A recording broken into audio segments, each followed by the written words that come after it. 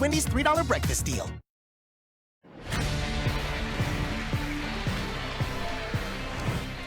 Well, after a short weather delay, it's time for SEC baseball at Baum-Walker Stadium in Northwest Arkansas. The Hog Pen packed again for a top 6 matchup. The South Carolina Gamecocks and Arkansas Razorbacks, and the fans ready to fly those flags and be loud and proud, ready for some conference baseball. Let's take a look at our standings. Last night, Arkansas with the win, so they have 18 more than anybody else in the SEC, ahead of LSU and Vanderbilt. South Carolina in need of a couple of SEC wins despite their great year. They're 14-10.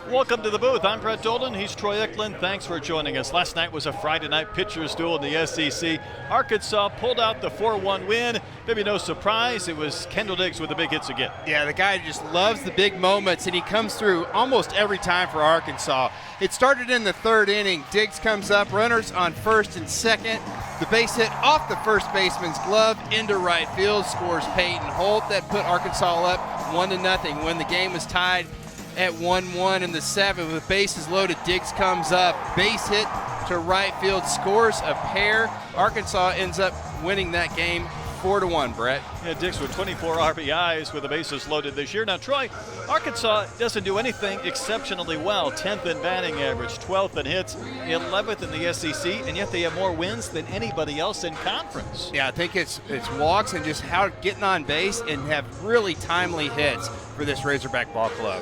Well, today the Razorbacks are going to run Brady Tiger right back out there as he builds up in this starting rotation. Yeah, you might see Tiger go about 45 pitches today. You know, excellent fastball for Tiger. It's going to sit in that mid-90s. The really good breaking ball. But, Brett, he's thrown the changeup quite a bit, so you might see that as well. Indeed.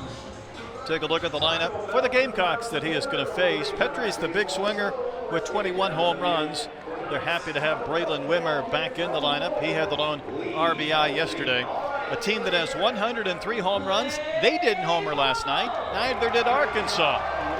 First time all year the Razorbacks played in the game without a long ball from one of the two teams. We'll see what we get tonight in front of another big crowd here at Baum-Walker. After about a 45-minute, what do we call it, a sprinkle delay, a lightning delay? I think it was just spitting. I'll call it that. Just enough to make the seats wet. Yeah, better safe than sorry. Here's Michael Braswell, the shortstop, to lead off. Braswell scored the lone run yesterday for the Gamecocks. We got to get a gate closed in the bullpen. It might be nice to have a ball not go down the right field line and get in the open gate. Be like putt-putt golf. There's the numbers for Braswell. Tiger ready, and we are underway, and that one stroked to right. Diggs is there, into a dive, and he made the catch. And a big smile from Kendall. One pitch, one out, one very nice play. How about the growth of Kendall Diggs in the outfield? A guy who is just really feeling his way out there. What a great read and perfect extension right there. I think he even shocked himself catching that baseball. I've never seen a guy dive forward and then reach so far to his left. It wasn't the prettiest in the world, but it was effective. He's just gotten better and better. And this is Dylan Brewer, the left fielder. 7 home runs on the year. Now, Tiger threw 20 pitches, Troy, in 2 innings. And it was against Mississippi State, probably the school closest to him. I think Brady had a sister that graduated there this weekend. But because Arkansas just kept scoring runs against the Bulldogs, he went back to the bullpen to throw an extra 15 pitches after his 2 innings of game action just to keep building up that arm strength. Yeah, I think that maybe in a week or two they want to get him up to about 60 pitches. The velocity is definitely there. It's 94 with a lot of carry. And again, coming back from that UCL strain, you might see a few more changeups out of Tiger than the breaking ball. Yeah, I think when you're a starter, you have to incorporate 3 pitches better. That's in the air, down the line in left. Borfin chasing. It's in the seats, in the sunshine, and out of play. I think sometimes when you're a closer, the adrenaline inspires you to start throwing those hammers. You want strikeouts. Sure. You want big outs. Every game is tight if you're in late. And as a starter, it's just a different mentality, a different pace, and maybe a different pitching repertoire. Yeah, especially going up against these lefties, you might see a few more changeups. That last pitch was a changeup. Here's the 2-2 to Brewer, and it's just outside. Our plate umpire is Eddie Newsom. Morris Hodges umpires at first. Brian Hales at second. David Ewell is at third base. And the count has gone full to Dylan Brewer. Fouls one right at the plate. Brewer had 3 years at Clemson, had 111 games with the Tigers and 15 home runs, and made that switch to a different school, a different conference, and also to your former school's biggest rival. Yeah, that's going to be interesting. You have to auction off all your old gear because you couldn't wear it in Columbia. No Clemson stuff in Columbia. Here's a payoff. Wave and a miss. How about some really big spin rate? 26.57 on that 82-mile-an-hour breaking ball by Tiger. Tell you what, when you need that big pitch, though, for a K, you go back to Uncle Charlie. Look at the break on this thing and the drop. That is just filthy, that back foot breaking ball.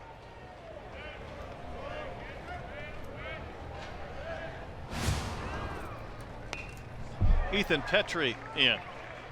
Petrie with 21 home runs, and he has been chasing, of course, a high amount of records, but it was Charlie Condon today of Georgia who hit his 23rd home run as a freshman, which set the SEC record, passing Pedro Alvarez. Count quickly, 0-2.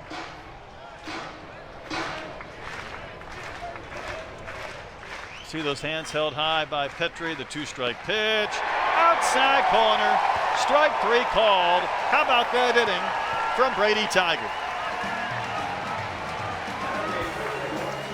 Great job by Brady Tiger, but it all got started with the right fielder Kendall Diggs. Almost overran that thing. A little bit of a circus out there in right field, but good inning for the Hogs.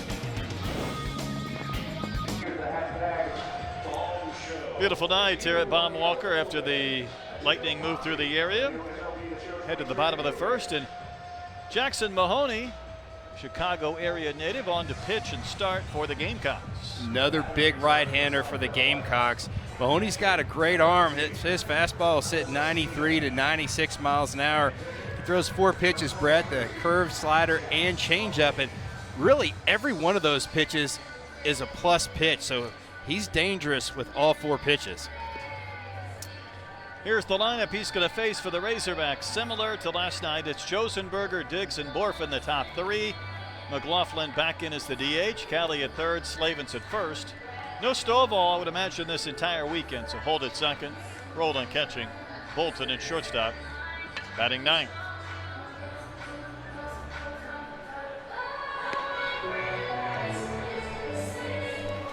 Well, Mahoney, last week, Troy, threw 99 pitches in 4 innings. Wow. I mean, that's a situation where he just got caught up in the fact that there was no real way he was going to go into that 5th frame. I don't know if I've ever heard of that many pitches in 4 innings. I think there was 1 inning close to 50. Now, he's a good athlete, former 2-way player. Not that far removed from Tommy John surgery. See what he can do tonight. Here's Josenberger to begin things.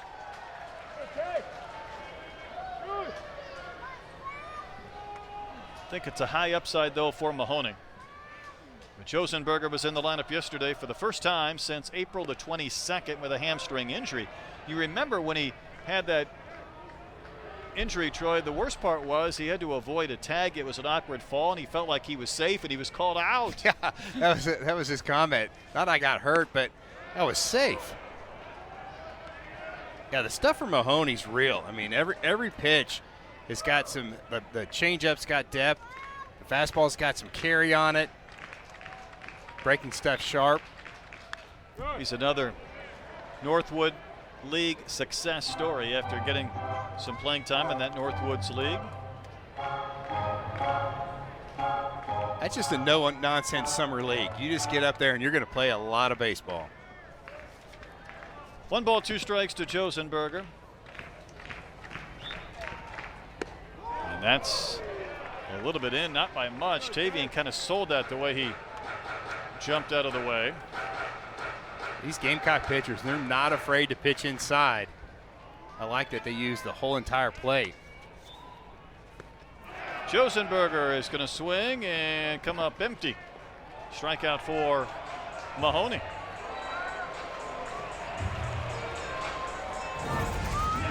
The Hogs did strike out 12 times in the game yesterday, and that's just a breaking ball up in the zone, and you wonder if Josenberger first thought was maybe it's not going to be a strike.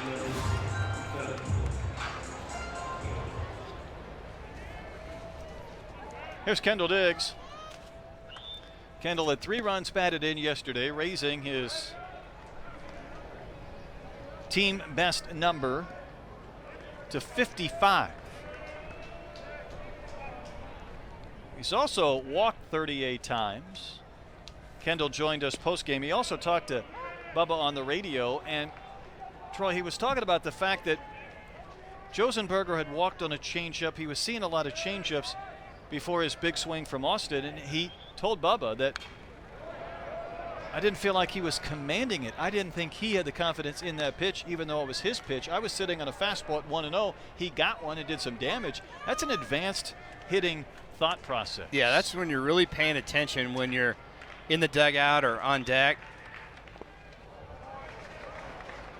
That's what you get out of these older hitters, and I think that's why there's so much offense in the game. You've got a lot of 22, 23, maybe even a 24-year-old, and they pass down that knowledge to some of these younger guys like Diggs.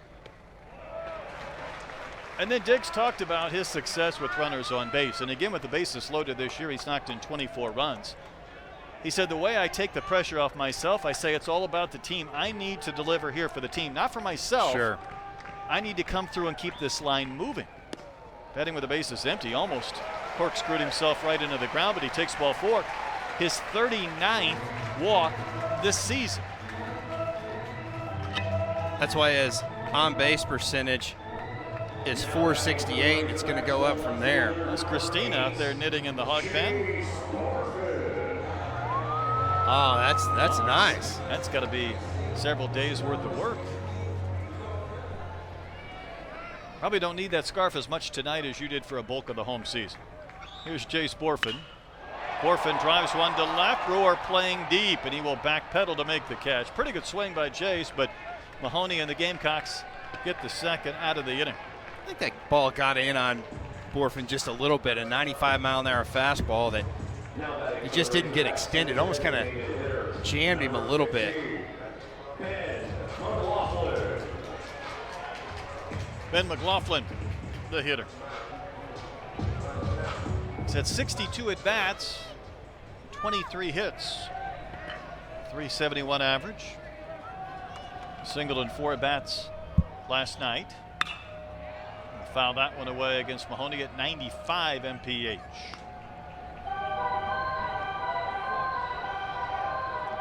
For a big guy, Mahoney's pretty quick to the plate. About 135, 1-4, which gives catcher Messina a chance to throw out any potential base stealer. Sure does. Good pitch over the inside corner for a called strike, again at 95 in the gun. And first pitch on the outside corner, that one in the inside corner. Really seen these Gamecock pitchers use that whole entire plate.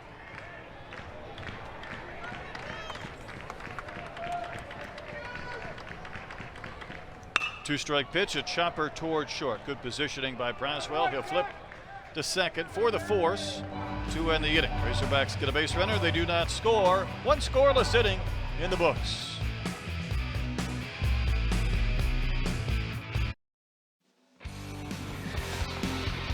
Well, for Brady Tigert, it was back on March 1st when he started to shake that arm, and I don't know about you, Troy. I feared for the worst for Brady. Yeah, it just didn't look good at that point. And he said, I felt something. There's some tightness.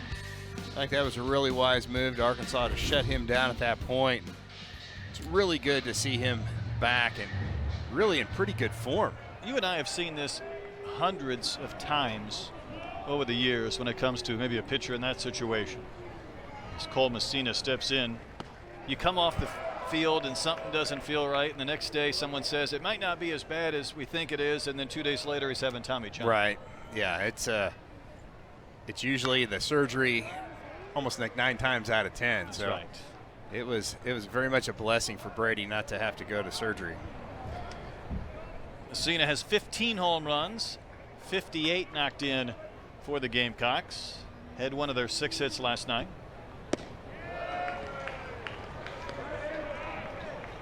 South Carolina has lost 5 straight, 7 of 9.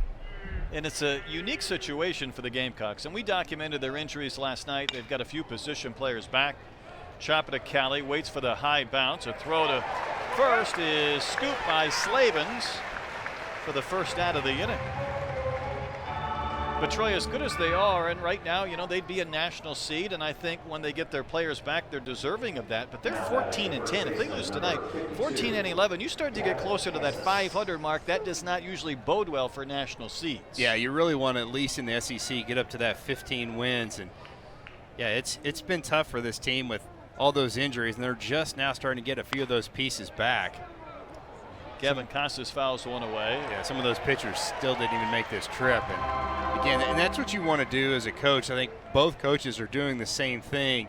Is it's a chess match, and you want to be full strength later on in the season, so you don't want to rush anybody back. Costas hit by a pitch, and for the Gamecocks, I mean, that's a lot. This has been their best weapon of the year. We're now up to 97 hit by pitches. There was a case last night where it was Evan Stone on a 3-2 pitch. It was hard to see if a ball clipped him or whether it was just ball 4. That one is a hit by pitch. So that was 2 last night and already 1 this evening. How about getting hit 36 times in conference? That's number 37. I guess when you're a power hitting team with more than 100 home runs, teams want to pitch in. Here's Braylon Wimmer. He has 11 homers. Wimmer was back in the lineup as a DH, so it allows them to have his bat in there, even if maybe he isn't quite ready from a health standpoint. They've had their fair share of hamstring injuries. Wimmer had his hamstring in his first at bat at Auburn. And Braswell had to move from second base to shortstop, and they've really had a kind of a rotating set of circumstances after that. And whenever that happens, you always feel like maybe you're not quite as strong defensively when you're starting to move guys to a secondary position. And even if guys can field that position pretty well, mentally the player knows, hey, this is not my number 1 position. So in the back of your mind, you think, I may not be as good as the guy I'm replacing. I think Arkansas went through that when they had to put Diggs in the outfield, even though he's gotten better, and then Borfin was in center. And the line about Borfin is, the good news is he can play all 3 outfield positions. The bad news, he can't play them all at the same time. Yeah, that's exactly right. 2-2 to Wimmer. Pitch from Tiger. Rolls in that breaking ball, nearly 2,700 RPMs on the spin rate. He gets the strikeout looking his 3rd K of the game, and I guess that's worthy of a beverage and the hog pen. That might be a drinking game out there in the pen, every strikeout. But well, if that's the case, you might want to get some drivers set up. It's a good thing that Tiger's only going to go a few innings. That's right. Last night there were a combined 23 strikeouts in the game. Here's LeCroy. He takes strike 1. LeCroy over 300 with the batting average. 3 home runs.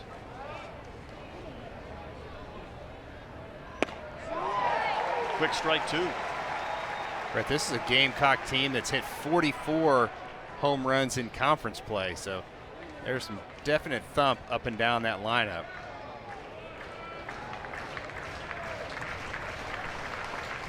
Two strikes and 2 outs. I would think Tiger might be a candidate for 3 innings. Who knows beyond that? You have a feel who's going to follow him up, whether it's McIntyre or Holland? I'm not sure. We saw it was like a spring training game down there in the bullpen. Everybody was throwing, so I'm not really sure who they're going to go to. Everybody was warming up. 1-2 pitch. There's the breaking ball. Little flare to shallow center. Josenberger was deep. He'll get there. That hammy looks good. And the inning ends. Gamecocks strand a runner. So far, so good for Brady Tigert and the Hawks.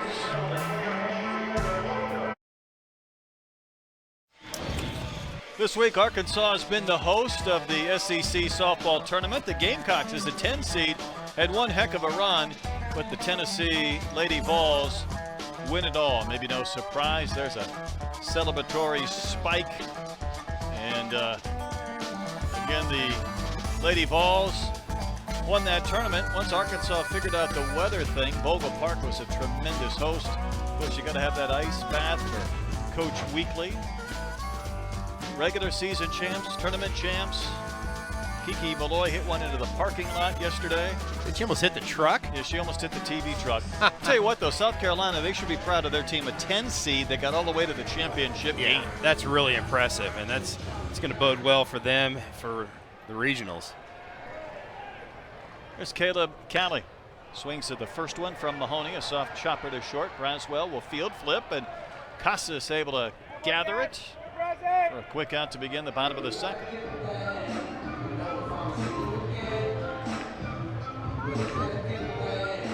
Brings up Brady Slavens. The seniors were honored before the game. Ed Baumwalker, John Bolton, Jared Wagner, and Brady Slavens. Got to see their family members down on the field, get the framed jersey. Did you get a framed jersey on senior day? we didn't get much of anything. You get a handshake? An attaboy? We were just happy to hit with some baseballs that weren't just all torn to shreds for BP. It's a different era. Slavens drives one high in the air to playable center to Stone.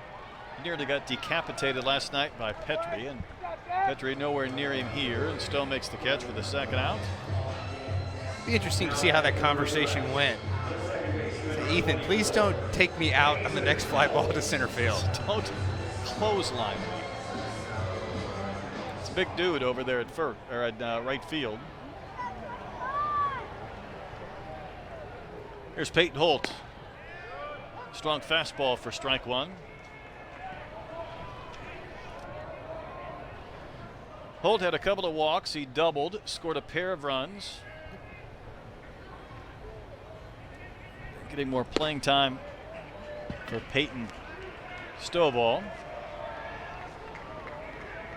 He brings some exuberance with him.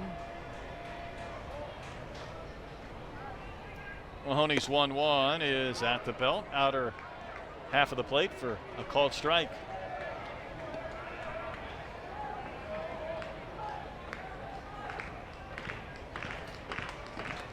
Mahoney doesn't mess around. He's ready to roll, and the pitch is hit off Mahoney. Knocked him down like a bowling pin. Hold is safe, and let's hope Mahoney is okay. That one just about took him out. How about 105 exit velocity on that line drive by Peyton Holt? And you're right. You just can't get out of the way no, at 105. you really just can't. After the delivery, you're probably, 50 feet away from home plate? And you just can't reach down around your feet to kind of even have a chance to throw that glove out there. And I think he's a tough guy and says, I'm okay. But watch this one just nearly take him off his feet. Well, it did. Yeah, hit him right in the foot. There's no padding right there in that shoe. It did skip off the ground. I don't know if that took any of the blow away, but yeah, that's a tough kid right there. That was a rocket. That fall didn't feel good either, I don't think. I'm a little surprised he didn't even take a warm-up pitch or something just to kind of see how that foot would feel when he lands on it. I thought the same thing. There's Parker Rowland.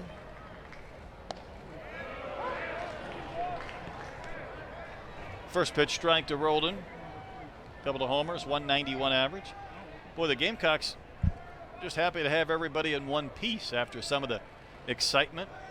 Let's go back and take a look at that play last night we were talking about with Stone and Petrie in right field.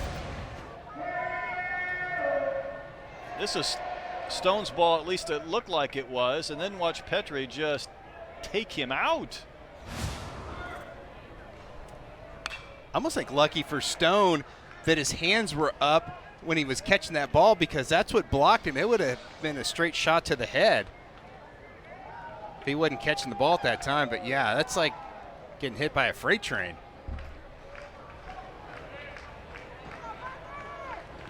Honey seems to have survived his scare. 2-strike pitch. He's going to come back and carve up Roland on 3 pitches for a K to end the inning. Well done. Kind of hobbling a bit, but he gets the K. Hopefully he's okay. No score.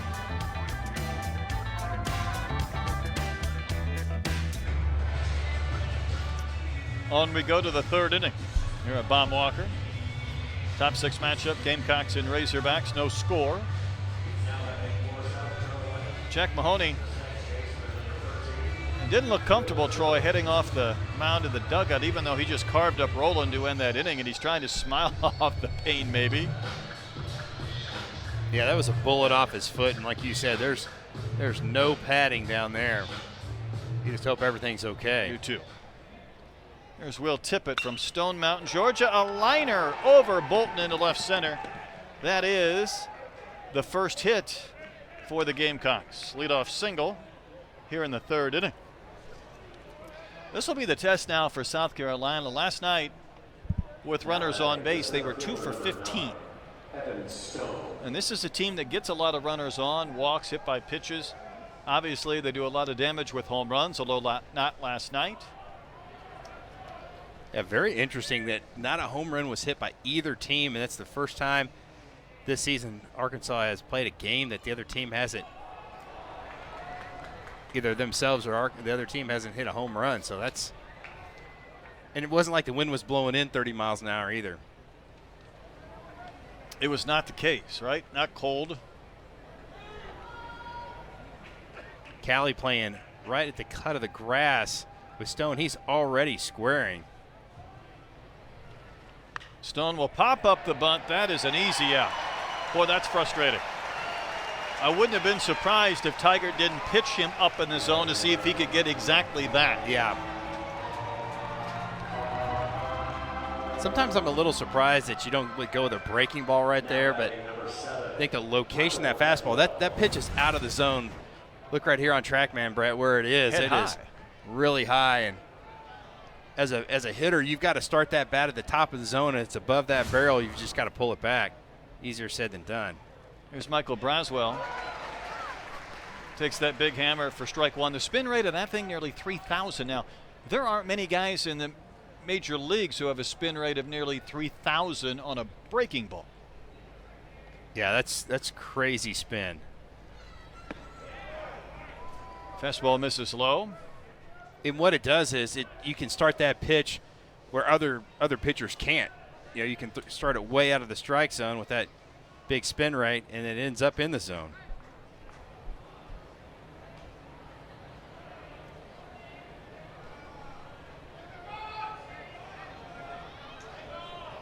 Braswell stepped out. Coach Kingston says we'll go ahead and use an offensive timeout. The average spin rate, Troy, of a Major League Baseball breaking pitch, curveballs, you're talking about basically 2,500. He was at 2,994. Yeah, that's insane.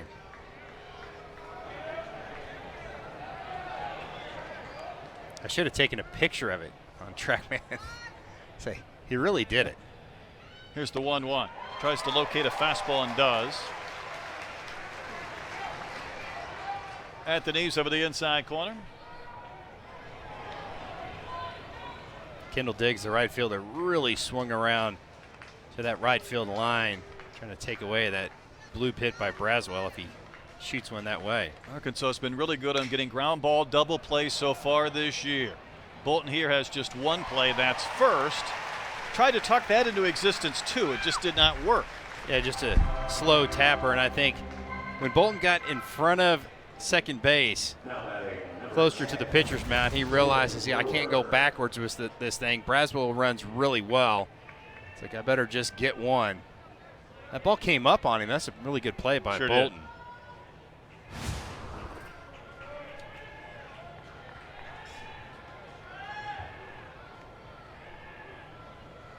Here's Dylan Brewer, struck out in the first. He has reached base in 23 consecutive games with a hit or a walk. So last night he was batting 7th, bumped up to 2nd in the lineup this evening.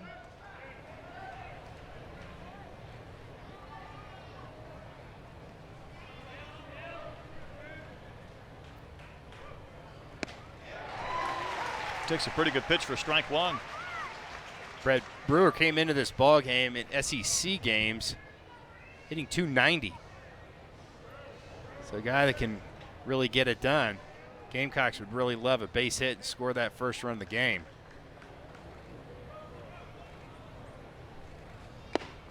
Swinging a foul into the glove of Parker Rowland for strike 2.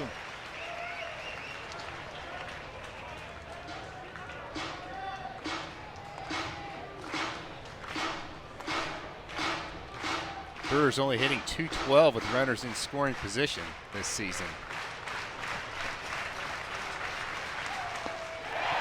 Wave and a miss.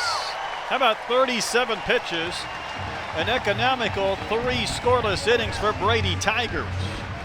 Well, we haven't seen many since Tigers started, but that was the changeup right there, and boy, wow, really crossed up Parker Rowland.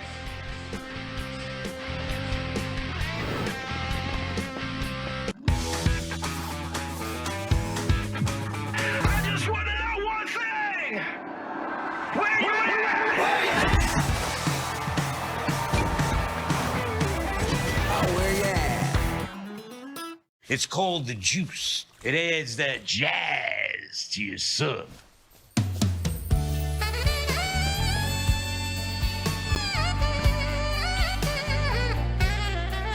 Add a flavor zing with the juice. Each team with 1 hit in a scoreless game. As we move into the bottom of the 3rd. The jam-packed hog pen. Always is. Place to be, I guess. Kind of like my location, but they're having more fun. Bolton, Josenberger, and Diggs against Jack Mahoney. We'll see if he's okay after that liner from Holt got him on the foot of the shoe. Bolton takes strike 1. Bolton hitting .198, 13 batted in. I would say don't take that shoe off, or if it would swell up, you might not get it back on. Bolton hits one down the line, into the corner. This is going to roll all the way to the track, and John Bolton has a double to begin the bottom of the 3rd inning. Just his 4th double of the season. Well, the last 2 days we've watched Bolton take BP, and talking with hitting coach Nate Thompson, he said, hey, he has made some adjustments, and he goes, don't be surprised if he doesn't square something up, and that was a bullet right down the line. Not a bad pitch by Mahoney, but you can see LeCroy well off the line, and no chance where that ball is hit for Brewer to come in there and keep him off at second base. Well, that's interesting. That's unique. Bolton said that he had to delete Twitter when things got bad, maybe hearing from some fans. He just took it off his phone. I don't think he got rid of his account because he was a tremendous tweeter. As Josenberger bats and lays down a bunt, picked up by Mahoney, test that foot, he'll make the play, retire Josenberger, and then it'll go as a sacrifice, but I think in essence he was trying to force Mahoney to field his position, and there's 1 out. It's a great job by Mahoney bouncing off the mound. You wonder if Josenberger just kind of put that into cruise control, because in your head you're thinking, okay, I don't want to bust it because I'm coming back from a hamstring injury. You just kind of put it into 3rd gear, and a little bit of a bobble by Mahoney, but he does a great job of not panicking. Well, here's Diggs with his team leading 55 runs batted in, walked his only time into the box, and maybe no surprise, he takes that first pitch. Very patient hitter. Infield on the right side back, they'll concede a run for a ground out. Not really sure how that ball didn't hit Diggs right there. It went right around his body. Good stop by Messina. Yeah, the only one that's probably going to come home is the 3rd baseman, LeCroy. Well off the line. But Diggs has a tendency to pull the ball on the ground. What will he get here? 2-0. That's in the dirt. Smothered again by Messina. Bolton took a break for the plate, then slammed on the brakes. I was saying, though, Bolton deleted Twitter off his phone. But it was too bad because when Jared Wagner was hitting home runs, he was calling him Scary Jerry and the Carney Crusher. He had some creativity to his tweets. So we lost a good tweeter, but maybe he found some peace. I think so. Fans can be a little bit cruel. Would Diggs dare swing 3-0? I think Mahoney may have been concerned about that. Yes, through the 3-0 bender. But sometimes that just slows that arm speed down where you know you can get a strike. If you're Diggs, you're looking for another breaking ball. He's hit the last 2 RBIs he had last night were both on fastballs. Just hammered but foul up on top of the roof and out of play down the line. Does Mahoney go 3 times in a row with that breaking ball? But this time, he thinks he could throw it for a strike, though. That was at the very bottom of the zone. Great location by Mahoney on that last pitch. Strike 3 called. Good job by Mahoney to come back from a 3-0 count to get the K, where a ground ball or a fly ball would have produced a run. Well, I think that's what Diggs thought. He thought he was going to get the breaking ball, the fastball, at the very bottom of the zone. Great job by Messina. It was a strike, but he helped it out just a little bit, made that pitch look a little bit better. Eddie Newsom punched him out. Here's Jace Borfin. So 1 pitch from Mahoney in the first and line to left will rip and miss. Now, if you're Bolton at third base, are you a little bit more aggressive on a ball in the dirt with two outs right here? Especially because LeCroy is so far off the line at third. There was a straight steal of home last night in the Arizona-Stanford game. Thrilling play. Boy, you don't see that very often, do you? Certainly do not. See the numbers for Borfin. Been working on a Jace Borfin project I'll get into later on. Mahoney's pitch just a little bit high, maybe even at the top of the zone, but called ball 2. Well, that really changes the count right here from 1-2 to 2-1. And even 60 hits for Borfin on the season. A play for Brewer. He's underneath it, and the inning will end. So the Razorbacks got a leadoff double, and they do not score. We played 3 innings, a 0-0 game. We'll talk to Gage Wood when you come back. Well, Brady Tiger was outstanding. 3 scoreless innings, maybe no surprise. Well, McIntyre on now to relieve him. Yeah, McIntyre is going to be that guy that's going to sit in that low 90s with the fastball, and he needs to really hit his spots. The cutter has been the difference for McIntyre as of late. It's been outstanding. Hey, by the way, speaking of outstanding, here's Gage Wood. He finished off the game last night, 3 1/3 scoreless innings, no walks, 4 strikeouts. First of all, Gage, just congratulations on not only that win last night, but this first season for you. Thank you. I appreciate it. Take me through the emotions when you're coming off the mound. We enjoy watching your intensity. How do you describe your mentality, your emotions in a big game like last night? Like when I do like something good, like strike out the last batter of an inning, it just kind of gets me fired up, and I feel like the team we feed off of emotion, and like when I do that, I feel like it really gets me going and gets me like some really good momentum, and then the guys, they like it too. So that's just something I really enjoy doing. So, Gage, at what age did you realize that you wanted to be a Razorback? Probably ever since I was a little kid, but, I played baseball my whole life, but I didn't really know that I wanted to play college baseball until I was probably in a sophomore or so, about 16. Ethan Petrie, the batter, he's going to lead off the 4th inning against McIntyre. At times, Gage, do you have to remind yourself you're 1 year removed from high school and you're pitching on a Friday night in the SEC in front of 11,000 fans? No, not really. Been through. It's been a roller coaster really this year. So, all the situations I was put in early on in the season, it just it really shaped me into the pitcher I am today. And I don't know, it's really helped calm my emotions and stuff while I'm out there, and just lets me settle in and do my job. Gage, oh, my. Petrie took one off his elbow, so another hit batter for these Gamecocks. So, Gage, I know you probably learned from each one of the other older pitchers, but who's been maybe like a mentor, a couple pitchers that you've really looked to for advice and just, learning how to handle this pressure? Probably Hunter Holland.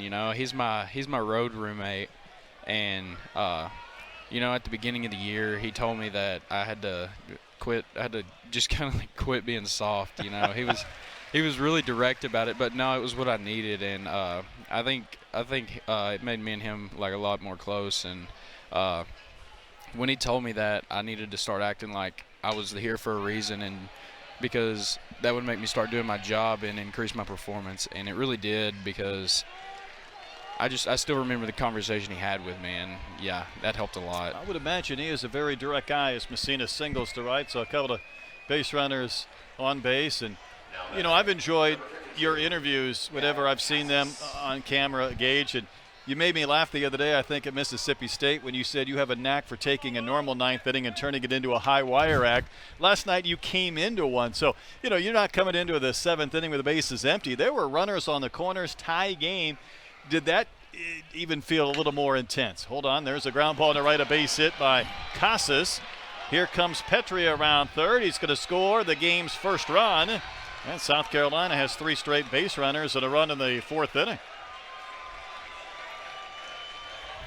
Well, what was it like coming into the game last night with a couple of runners on base? I figured I was going to be coming in after Hagan at some point, but I thought he was going to go ahead and finish out the 6th. But when my name got called to go in, I knew I had to get the job done and had to get us off the field so we could go in and score some more runs. And that's what happened, and going into it, like knowing that I could do it, it really helped. So, Gage, is this the first time you've ever been a reliever? I assume in high school you started most of the time. Yes, sir. I was a starter my whole life until I got here, and it's been a little different, but I kind of like it. All that adrenaline you get coming out of the pen. It's really fun. You feel like you just don't have to leave anything in the tank. It's not like you're running a marathon where you have to pace yourself. You can just kind of go out there and just put it on. Just go as hard as you want to. Yeah. I'm a big fastball guy, and I just go out there and really pump fastballs, and then I'll flip a few breaking balls in there every now and then. But yeah, that's what I really like about it. It's really high octane. Gage Wood joining us. Braylon Wimmer, the batter, after that conversation.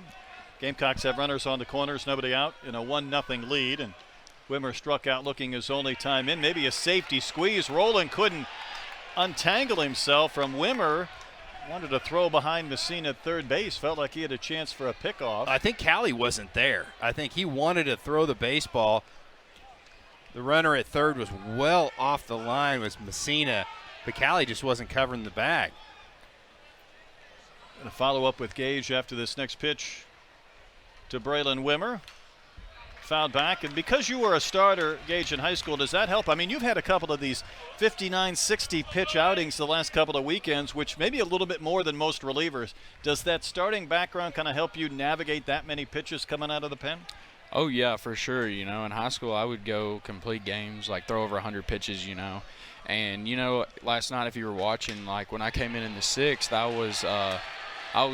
my velo was a little lower, and then once I got to the 8th and 9th inning, it kept climbing. My average fastball was higher. I started feeling better, and I feel like I was really progressed throughout the outing. Wimmer with a single to center field, scoring Messina, so it's a 2-0 South Carolina lead. Couple of quick thoughts, Gage. What do you like to do when you're not at the ballpark? What are your hobbies? What are your interests? Around here, I really like to go golfing, or I'll just kind of like hang out with some of the guys. We'll go to the pool now that it's really nice, or go hang out at the river and stuff. But when I'm back home, I really enjoy like hunting and fishing, going to the lake and stuff. I could see you getting up on that tee box and hammering one about 320 down the middle. Am I close? Yeah, it's all driving for show around here because I can't putt. Well, that's the funny DVH line. He said you play fullback on this team. I don't know if you caught that line. Did you hear that one from earlier this week? Yeah, I heard that. I actually did play fullback when I used to play football. Pitch in there for a strike to LeCroy. So you need to do what Blaine Knight, the former pitcher for the Hogs, and take a fishing rod on the road. He would have that in his gear and find a place to fish somewhere when he's on the road.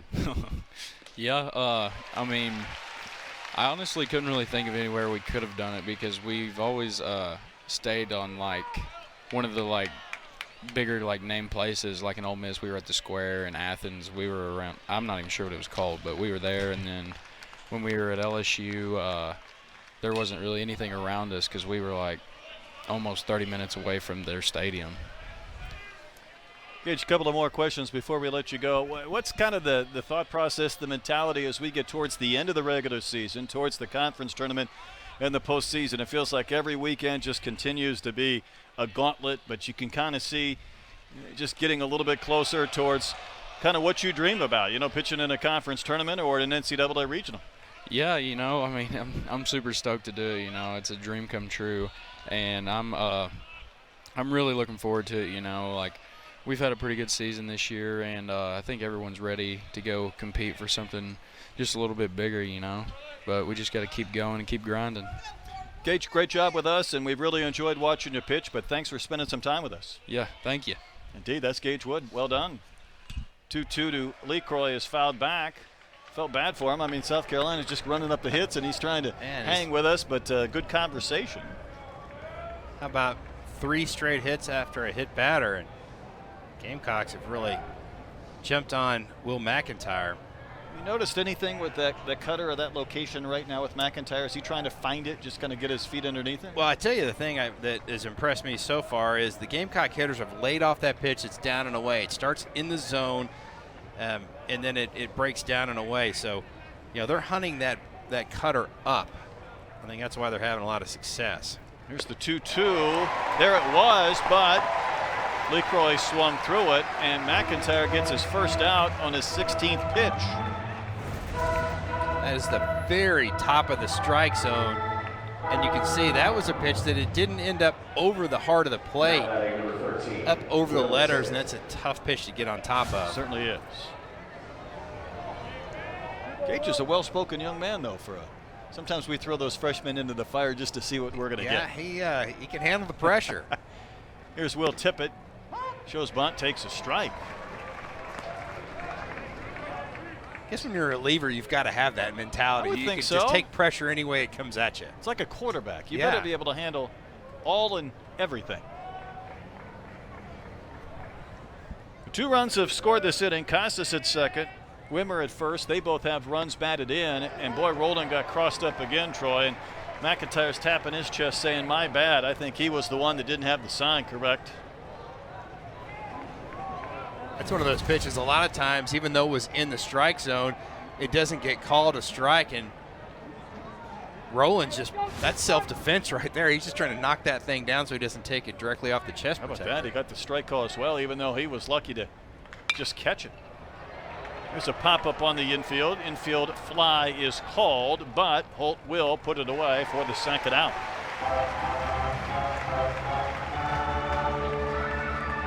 There's one more big out for Arkansas to get, but I think if they can survive only giving up 2 runs in this inning, I think that almost feels like a blessing in disguise with the power of this South Carolina team.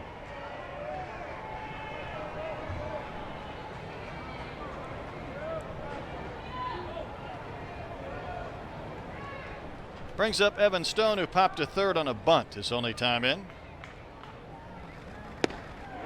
It's a strike over the inside corner, located nicely by McIntyre. Hit batter, 3 straight singles and a couple of runs for South Carolina. And this is a team that has lost 5 straight overall, including that game to North Florida midweek. Chopper to Kelly, he can't get there. A base hit. Here comes Casas around third. The throw from Borfin is cut off. It's a 3-run inning for South Carolina on all singles. I'm not sure Borfin was going to throw out that base runner right there trying to score, but he was playing really deep in left field. I almost made a comment before that base hit was hit out to left, but where he was playing, there is absolutely no way. Casas with a good break on that baseball, but watch how long it takes Borfin to get to this baseball. He's still not even in the picture. I thought Callie might have had a chance going to his left, but that ball had enough to get by him, and now it turns the lineup over, so Braswell has a chance to continue this big inning and added the 3 runs already. He's 0 for 2. He's lined to right. He's bounced to short. Wave and a miss. And the other issue for McIntyre is, Troy, he's had to expend some energy right out of the gates. Yeah, he is having to grind in this inning. It's going to be pitch 24 right here.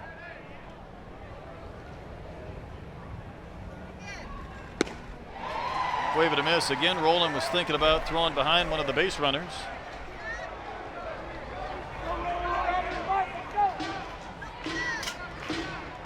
McIntyre actually got a save last weekend for those 5 innings. They gave Tigert the win with 2 innings because he was on a pitch count, which I found a little bit bizarre. I know they do it in the college ranks. It feels like May's late for that. Wave and a miss by Braswell, inning in, so McIntyre gets the K, but the Gamecocks get 3 runs. Razorbacks have some work to do. McLaughlin, Callie, and Slavens due up. Welcome to the final push, where legends break through and legacies are etched in gold. It's playoffs time, and whatever happens next is going to be beautiful.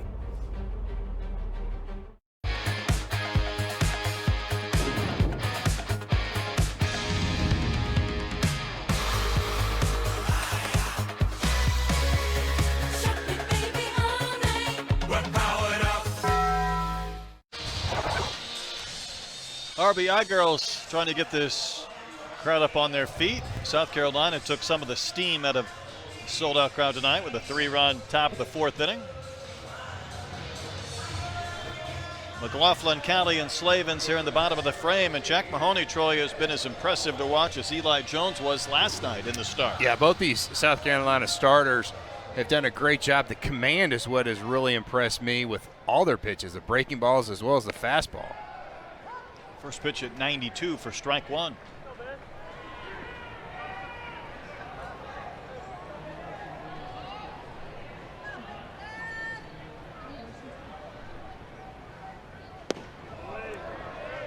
Since Peyton Holt took out that footer, that left leg of Mahoney with a line drive right back at him at 105, get a strikeout.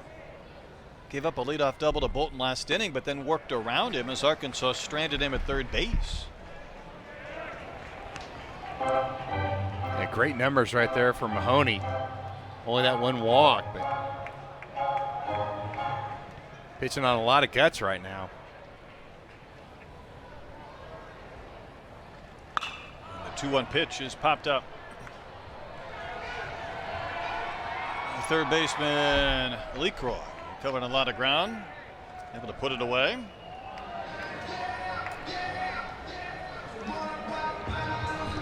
Now batting for the Razorbacks, number 6, Caleb Callie. Keep in mind again, Mahoney had 99 pitches in 4 innings last week. He's at 43 with already an out recorded in the 4th. I mean, he is about half that number. Callie bounced to short his only time in with a soft pop-up. It'll be back and out of play. And that fastball's got a lot of carry to it. It's staying on plane, which means you see those Arkansas hitters are getting jammed by it and getting underneath it as well.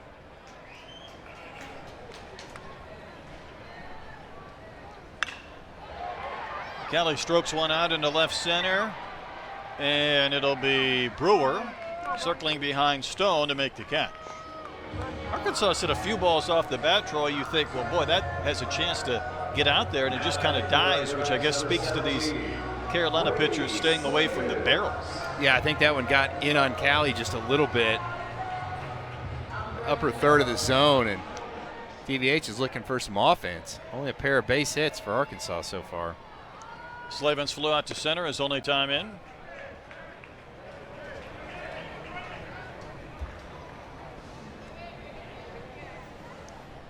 Arkansas has had just the 3 losses at home all season.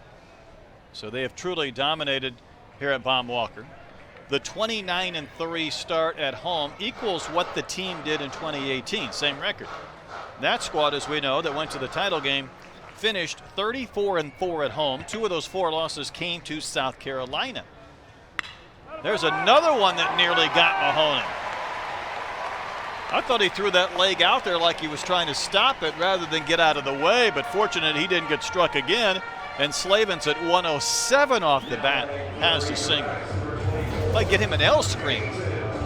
I mean, that was a bullet right back through the box. I think he was just trying to get that leg out of the way. Well, he was swinging it when the ball was already in center. Yeah. It was at least by second base by the time he reacted. At 107, you can understand why. Work with me a little bit here, though, on those home wins, Troy. As Peyton Holt steps in. He was the one that hit Mahoney earlier. There's a ground ball to the left side, fielded by Braswell. His throw to second will force Slavens to end the inning, so the Hawks get a hit. Mahoney's been awfully good. He and the Gamecocks lead 3-0. Welcome to the final push, where legends break through and legacies are etched in gold. It's playoffs time, and whatever happens next is going to be beautiful. It's real red wine vinegar and olive oil blend. It's called the Juice. And at Jersey Mike's, it adds that jazz to your sub.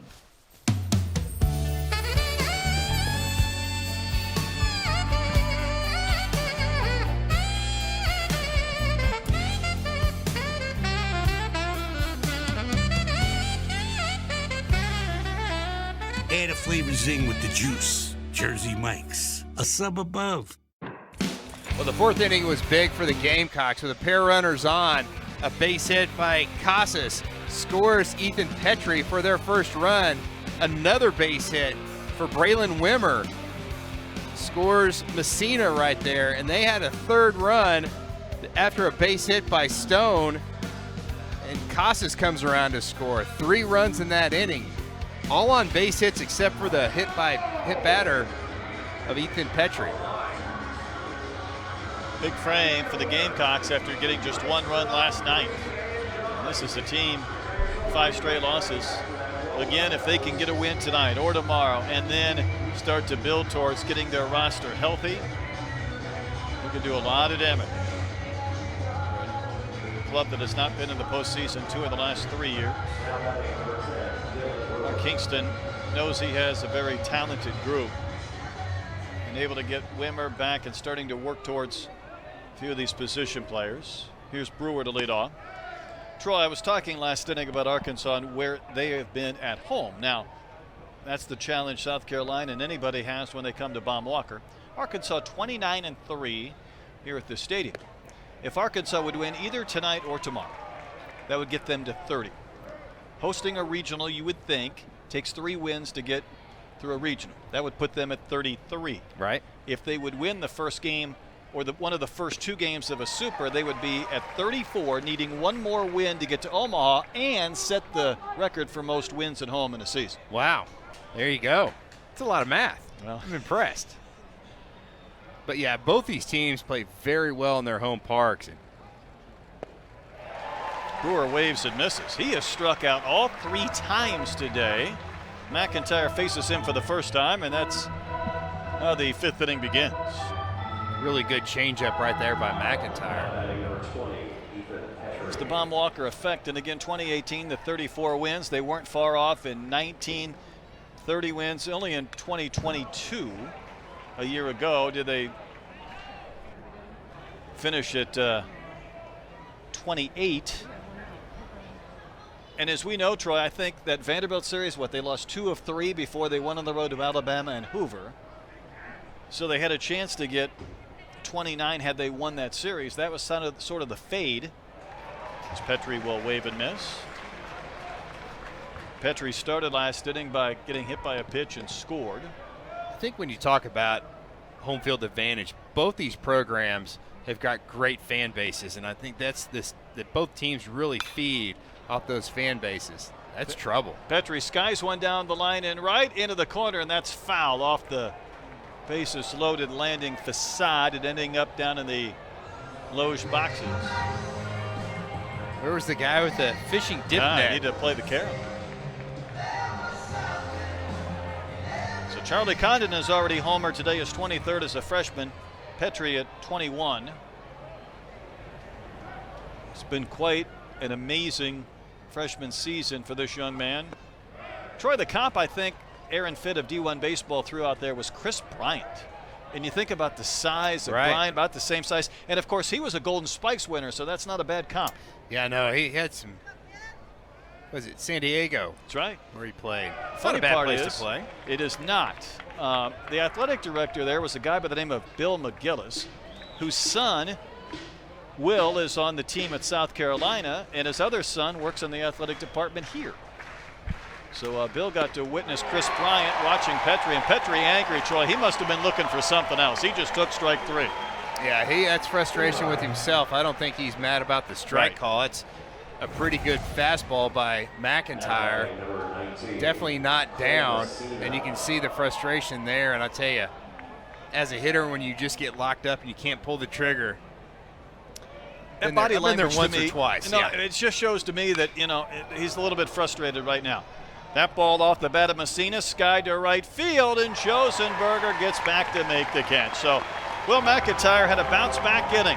Couple of Ks and a fly out, halfway done. 3-0 South Carolina.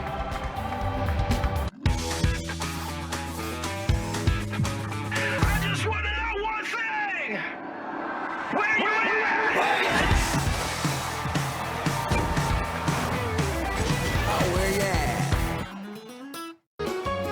Good morning. I'm Peter Davidson. Not Pete, because before 11 a.m., I like to keep it toned down and simple, just like Taco Bell breakfast, with fluffy eggs, sausage, melty cheese, and a crispy hash brown and a grilled tortilla. Nothing too wild, just like me, Peter Davidson. Isn't that right, co-host Rhonda? Co-host? You're on Breakfast with Peter. You're my co-host. Are we on TV right now? I don't know. I honestly don't know.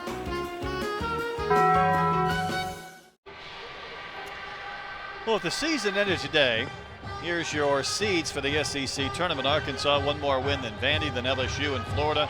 South Carolina would be 5th. 2 teams don't make Hoover or the postseason tournament. They would also be the 2 teams that have won the last pair of national championships. Yeah, how crazy is that? The Mississippi schools are kind of on the outside looking in at this point. Wouldn't even make it to Hoover. Yeah, that's pretty crazy. A lot of baseball left, though, through this weekend and next before we get to the postseason. I would say for Arkansas and maybe South Carolina, depending on how this last week and a half goes, Hoover feels somewhat irrelevant. Here's Roldan. He takes strike 1 from Mahoney. I mean, the one time Arkansas went to Hoover and did some damage, they didn't make it to Omaha. Yeah, I think sometimes you kind of burn through some pitching and just kind of wear some guys out down there. Roldan struck out his only time in. Razorbacks are 27-3 when he starts. It's a big number. You think about, though, the Razorbacks in their resume and, again, where they would be if the season ended today and so on and so forth. As Roldan skies one down the line and left. We talk about this all the time. It's not necessarily who you play, it's when you play teams. And there might be a few people that would say, you know what, the Razorbacks have caught everybody at the right time. And if you think about it, they caught Tennessee, and then all of a sudden Tennessee went on a run since then. That's strike 3 to Roldan. Nice pitch from Mahoney. Arkansas played Auburn early. Auburn's played as well as anybody in the last couple of weeks. Yeah, they've been really hot. But then you think maybe the reason why these teams play better when they leave here is because Arkansas is just better than them when they've matched up. Yeah, could be. How about that RPI rating right there at 5? Last year that was the bugaboo, right, with their non-conference slate. 15 wins against top 50 RPI teams. Bolton doubled his only time in. Last year Arkansas's RPI fell to 41st when they lost 6 of their last 8 games. Had to go on the road to Oklahoma State. Bolton will wave and miss. But of Arkansas's 15 non-conference opponents, 4 teams, Army, Wright State, SEMO, and Lipscomb, lead their conference. 4 other teams like Oklahoma State, Missouri State, Little Rock, and Grambling, second in their standings, and that's why that RPI is so high. You know the SEC, nothing really changes. Even when Arkansas went to Georgia and got swept, DVH said he got on the plane. He decided to look at the RPI. They were 5th, and they fell all the way to 5th. Yeah. Yeah, that's pretty amazing. You know, it's just such a gauntlet here in the SEC. Mahoney's doing quite a job, though, keeping these bats at bay. Just 3 hits so far and nothing on the scoreboard in the run column. That one got a piece of Messina. Eddie Newsom doing the courteous thing and giving him a little extra time. That one looked like it hurt. Deep breaths from Cole Messina. And there's your RPI. Kentucky, I mean, they've been one for a while. LSU at 3, South Carolina and Arkansas vying for that top 5 RPI. And then it's just all SEC, Vanderbilt, Florida, down to Bama, and even Auburn. It's ball 3. How about Bolton going from 0-2 to 3-2? Arkansas needs some base runners.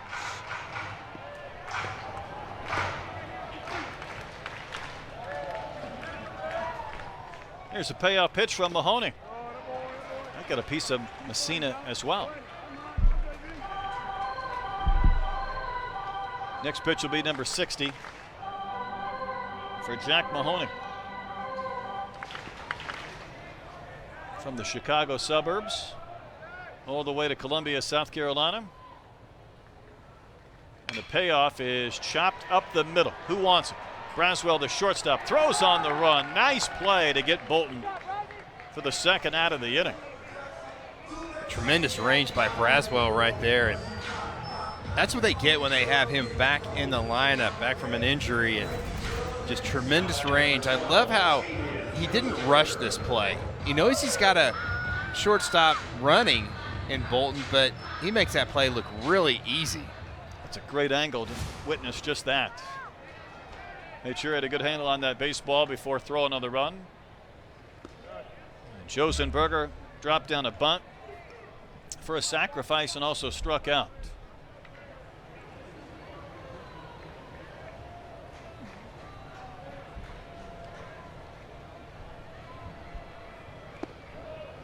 Mahoney misses again, 2-0. He's been in command, though, tonight, even after taking that ball off his shoe.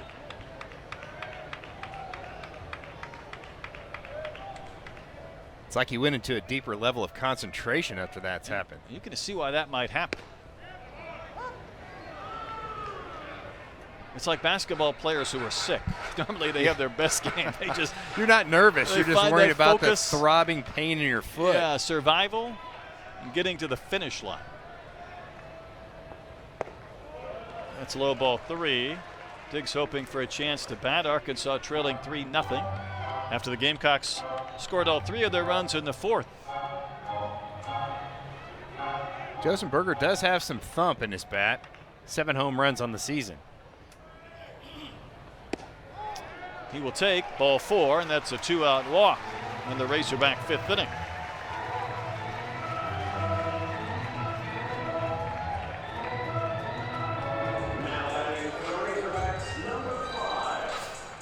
Kendall Diggs struck out and walked. Diggs came up in a pretty big spot in the 3rd inning, a scoreless game. Bolton was at 3rd, 1 out, infield back. Diggs ended up striking out looking. Yeah, I think that is an at-bat he would love to have back. And for Mahoney, kept this game scoreless before his team would score in the 4th. That one thrown away, and Josenberger is going to take off, go to 2nd, and then slam on the brakes. That's a big play right there. Now Arkansas's got a runner in scoring position with 2 outs. A base hit can score him. How many opposing pitchers this year have we seen throw a ball away? 5 or 6 on a pickoff? Feels like it's a high number. Yeah, he just yanked that throw to first base. No really chance for Casas over there. He almost had to go over Josenberger as he's trying to dive back into the bag, and it's going to bring a visit by Justin Parker, the South Carolina pitching coach. He came flying out of the dugout, and you see pitching coaches do that. They only get 30 seconds. So if they want to say something, they're going to get out there in a hurry. Feels like he's almost talking more to the infielders than he is to Mahoney. He's looking directly at Braswell. Almost like, maybe how to hold Josenberger close at second base to maybe have a chance to try to throw him out the plate on a base hit. All right, if you're Arkansas, though, and you watch Parker come out there and talk to his shortstop, are you communicating then to Josenberger on a particular play? Tell you what, it would take some moxie after you've just thrown a ball away at first to try and pick somebody off at second. That's an outfit. Not a good one, but an outfit. Nonetheless, that's what Diggs has done against right-handed pitchers, and this is a right-handed predominant South Carolina pitching staff. Just hammered foul by Diggs.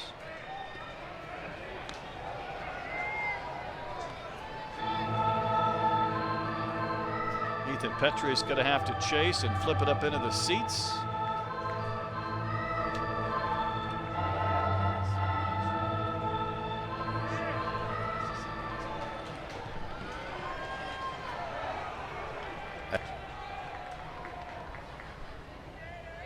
Josenberger standing at second. That pitch finished around the back foot of Diggs.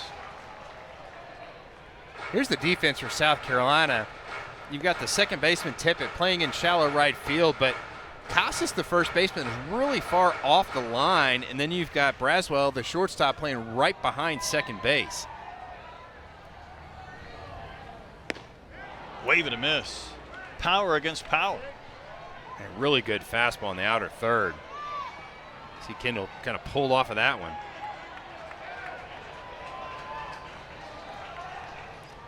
Mahoney trying to put up another 0 on the Razorback line score. That one's fouled down the line, back into the seats and out of play.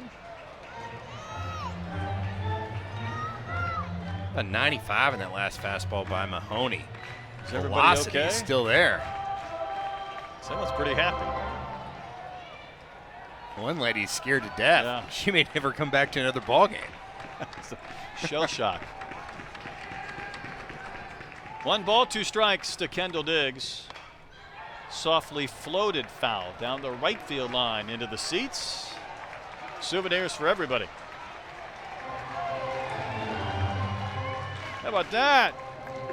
Youngster gets the baseball. Did he catch that thing clean? That was like a pitching wedge flipped out there into the stands, wasn't it? Mom's got the camera. It's got to go on the gram. Big smile.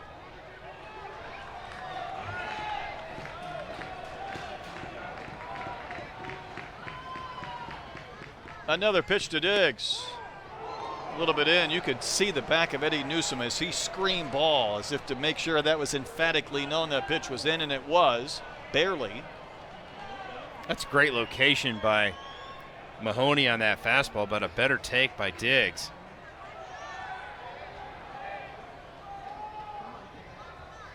A 2-2. That's over the inside corner, strike 3. Diggs down looking. Changeup. So the Razorbacks strand their 5th runner of the game. Yeah, just a great job by Jack Mahoney right there, mixing up his pitches. Pulls the string on the changeup on the inside corner. Great movement.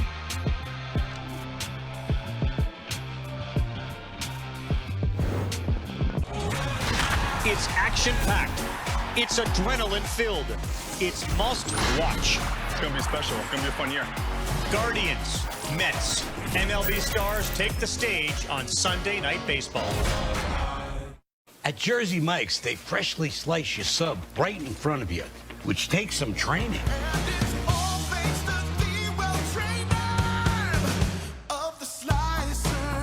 Sliced right in front of you. It's a Jersey Mike's thing. Twilight at Baumwalk. On we go to the 6th inning. This was a game that started about 45 minutes late because of some sprinkles and some lightning. That youngster didn't seem to mind, but just 3 runs, all coming in that South Carolina 4th inning. McIntyre back to work, and this is Casas. Lifting one to right. I don't know if Diggs saw that right away, but he'll come in and make the catch. 1 pitch, 1 out. Costas had one of those RBI hits in the fourth, but he's retired. Brings up Braylon Wimmer. Mark Kingston joined us last night in game, and he said just happy to have Wimmer back, even though it's as a DH. I know they would probably like to be in a position where they could also play him on the infield, but simply getting his bat back has been a big key towards more healthy bodies than those are limited or restricted. It's like the walking wounded for both these ball clubs. It's not the way you would draw it up. No. I'll say that. There's another one. Popped up. Someone's got to get there, and it'll be Peyton Holt, who records the second out. Another one of those injured, though, was Lee Croy, who's coming to the plate now. He was injured against Charleston Southern. If that name sounds familiar, it probably should. His uncle, Matt LeCroy, played for the Twins and the Nats. I think he's managing at AAA Rochester now. And I called a lot of Matt's games with the Twins, both at Salt Lake and in the big leagues. In fact, there was a game, and I hope Uncle Matt's not listening tonight. There was a game where, with the Nationals, he was called in to catch for Frank Robinson. And he was having some health issues. The Astros stole 7 bases against him, and Frank Robinson had to take him out of the game mid-inning and put in another catcher. And it's kind of a famous situation because Frank, you know, that gruff guy, was crying post-game because he had to take Lee Croy out of the game, sort of embarrass him because the Astros, who didn't run, had 7 stolen bases against him at the old RFK Stadium. And I was in the middle of that mess calling that game.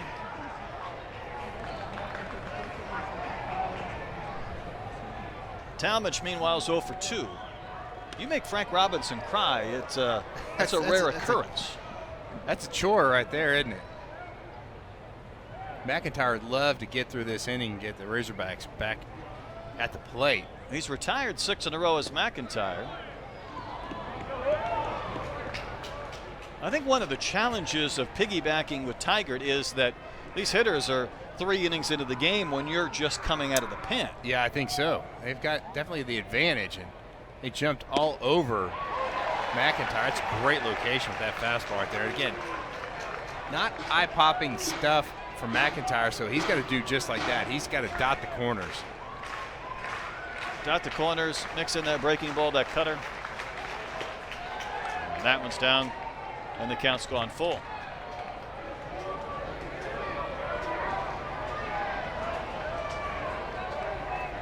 Lee Croy at 305 on the season.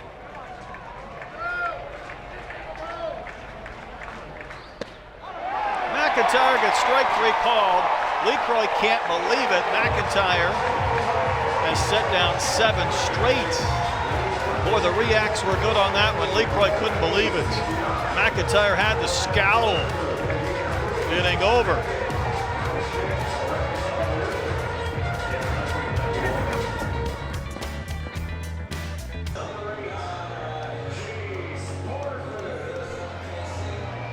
It's a 3-0 South Carolina lead as we go to the bottom of the 6th. Will McIntyre, you saw his reaction after the strikeout of Lee Croy. Wonder if that might carry over, a little bit of fire in that dugout. We'll find out. I mean, Troy, he let it be known that yeah, he was barking a little bit. He was indeed.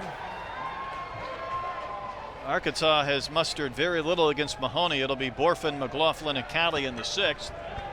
Chase is 0 for 2.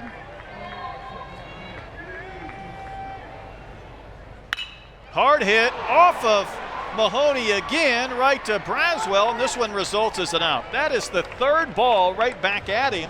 2 have made contact with Mahoney. If that one doesn't, it's a base hit. But because he redirected it, he gets an out, albeit another bruise. Things travel in 3s, and that might be what Mahoney's telling his trainer, amongst a few other things. This more of a thigh or a hamstring? Yeah, got him high up on the leg. That is not fun. But Mahoney's he has really had a lot of cuts. That guy is one tough kid. What little hard contact Arkansas has had tonight has been right back at him.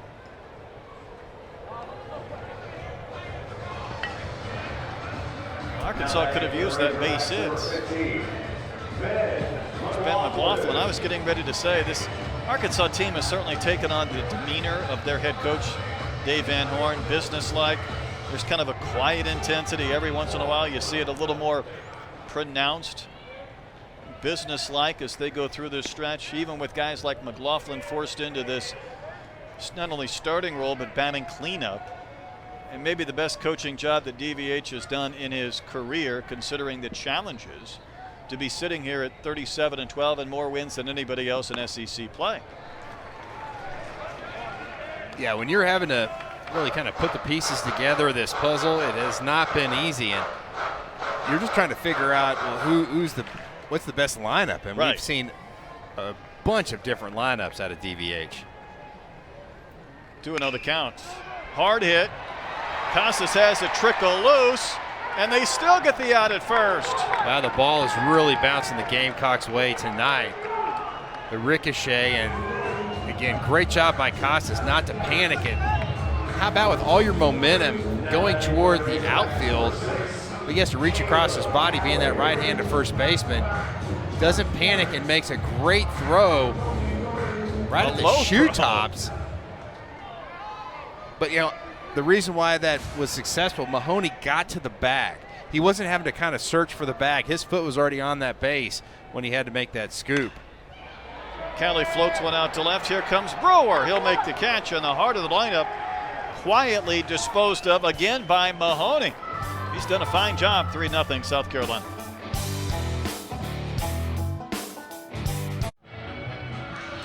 Touched on both of these teams' injuries over the course of this season. But Troy, you go to the first season of the year to the most recent one. Of course, Slavin's still at first. You've seen the Paytons change. Bolton has been the mainstay, but Wagner was in left, and then Neville, Josenberger, and Borfin had to play center. Diggs is in right when he started as the DH. McLaughlin's been DHing.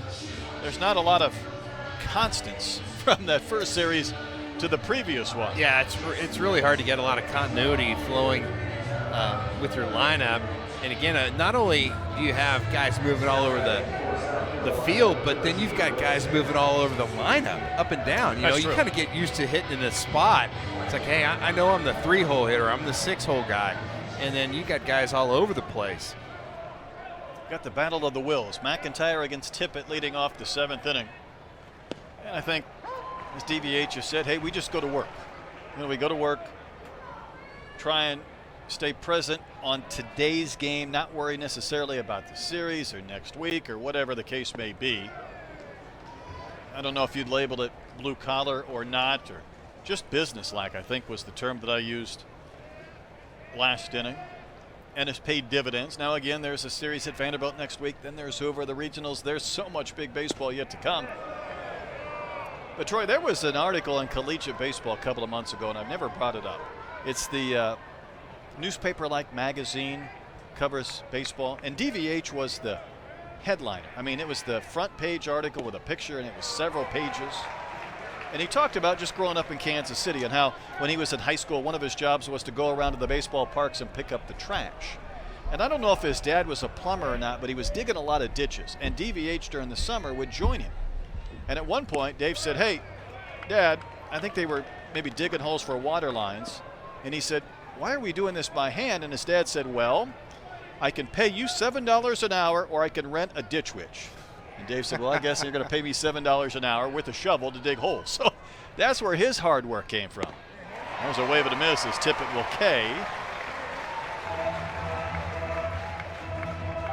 Dude, you do that a couple of summers and you know you don't want to do that for the rest of your life, digging holes. You might want to be a baseball coach rather than digging ditches for $7 an hour. We talked about McIntyre dotting the corners. That was down and away, still in the zone. That's why he gets the punch out of Tippett. That's 6 Ks for McIntyre. And this is Stone. I think, to me, Troy, and this isn't maybe the biggest play of this game, but it was that 2-out RBI single by Stone that turned the 2-run inning into a 3-run inning that felt big to me. I think so. You know, even though a 2 is a crooked number, 3 just feels so much bigger. Especially the way Mahoney's been pitching for the Gamecocks. He's been lights out. It's almost like he got better after being hit by batted balls. McIntyre, Plural. Well, yeah, 3 in all, or 2 of them, then 1 went through his legs.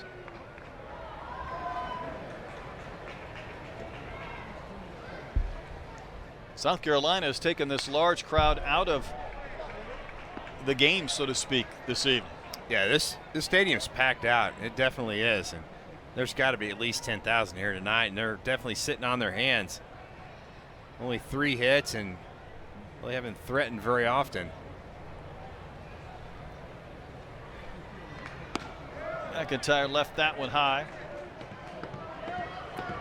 Arkansas had just 1 runner reach third base in the game. It's a red out here in Baum-Walker.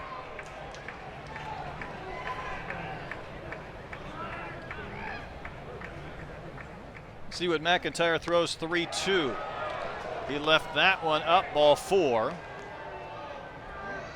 Ends a streak of 8 straight that he had set down, and he lost the 9-hole hitter. And it turns the lineup over for Michael Braswell. I think McIntyre tried to be a little too fine, went up in the zone, and that's just a good take by Stone.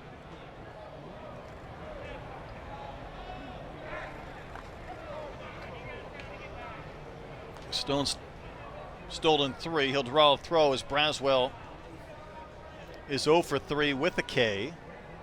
Remember, Tigert had 3 scoreless innings before McIntyre took over in the 4th, and that was the inning where the Gamecocks have scored all 3 of the runs in this game. And Tigert was lights out for his 3 innings.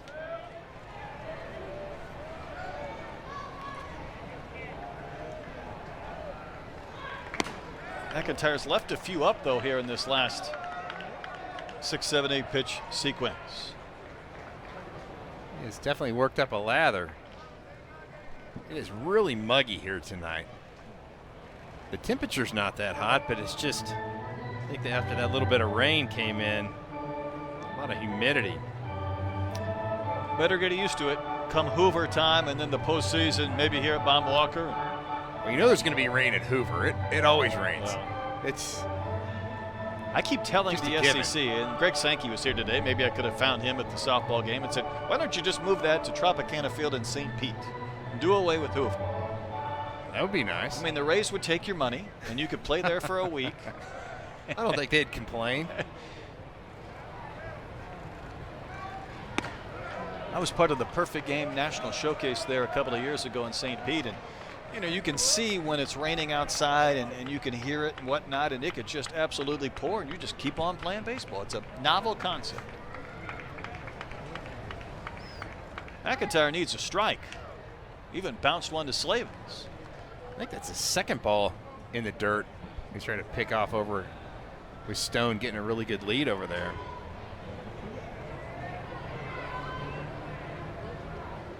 Next pitch is over the inside corner at the knees for a strike. Hoover will feel different, though, if Old Miss and Mississippi State, neither one of those 2 teams are there. Yeah, it really will. And those fan bases? with the close proximity, they travel really well. Roland sets up in. Often rolling is Stone, and that one fouled away.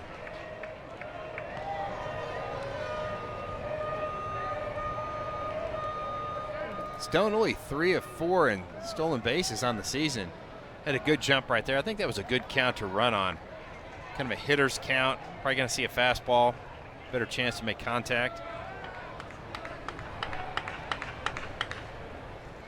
Stone not going. Strike 3 called. 7th K for McIntyre. That's in 3 2/3 innings.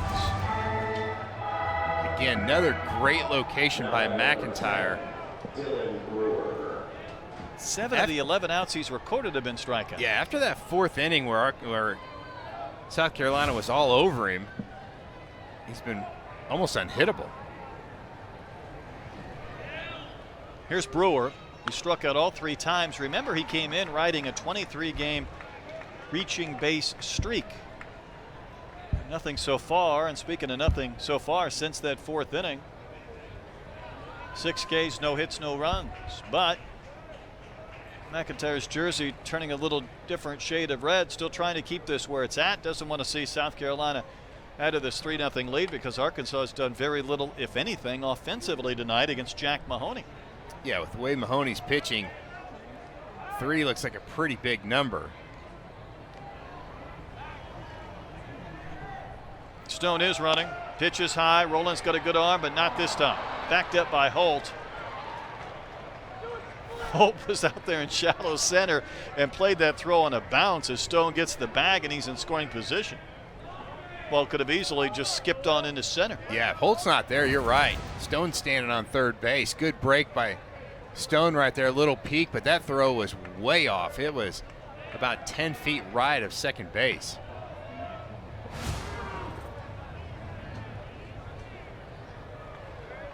That's why you never take a play off as a defensive player.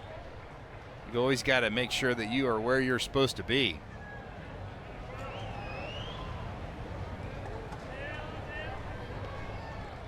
The 1-1 to Brewer. That's a big chopper to Holt. He has to back up on the outfield grass. But he will throw out Brewer. And the Gamecocks strand a runner. Hey, it's stretch time at Von Walker. Razorbacks have just 3 hits tonight. It's the Gamecocks with a 3-0 advantage. Here's your game summary, and all 3 of those runs came in the same inning in the 4th for South Carolina. Tiger was extremely good in his 3 scoreless, but Jack Mahoney has been even better for 6 scoreless innings for the Gamecocks. The only downfall of Mahoney has been a little bit of a magnet. Other than that, he's been spot on. He's going to be sore tomorrow one way or another. He's hoping to have a win. Here's Slavens. Brady had a single at 107 by Mahoney. Just missed his leg in the 4th. South Carolina will shift pretty dramatically against Slavens. Just 3 hits for the Hawks. Maybe a 4th. He beat the shift by Tippett, who was way out there and right. That ball was hit so hard, had Tippett made the play, he may have thrown out Slavens. That was 102 off the bat of Brady. You know when you've got your second baseman out in shallow right field and he really doesn't have a chance to really react very well to the ball, the batted ball. Watch Tippett. He only makes a couple steps and that ball is by him. That was an absolute pellet by Brady Slavens. Well, can the bottom of the lineup come through for the Razorbacks? This is Holt. He has singled and reached on a fielder's choice.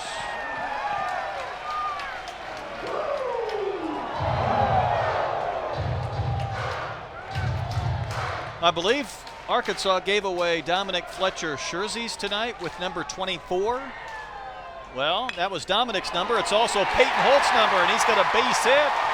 That looked like Luis Gonzalez in Game 7. It barely got to the grass, but it's a base hit. What a great analogy. Hey, those 24 guys can hit. That's a pretty good number. I mean, you got to represent when your jersey is being worn by about 1,000 people in the stands. Great pitch by Mahoney. Jammed Peyton Holt, but he just muscled that thing out into left field.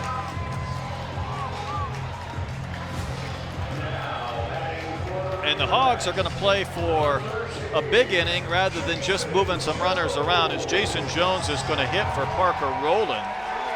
If you were thinking about a bunt, Troy, you would not pinch hit Jones, I would think, but right now playing for a run or two might not be enough. And Jones will hit. Yeah, Jason Jones is a freshman. He has some big-time power. Has shown the sign to have a lot of swing and miss, but boy, if he connects, it can really go.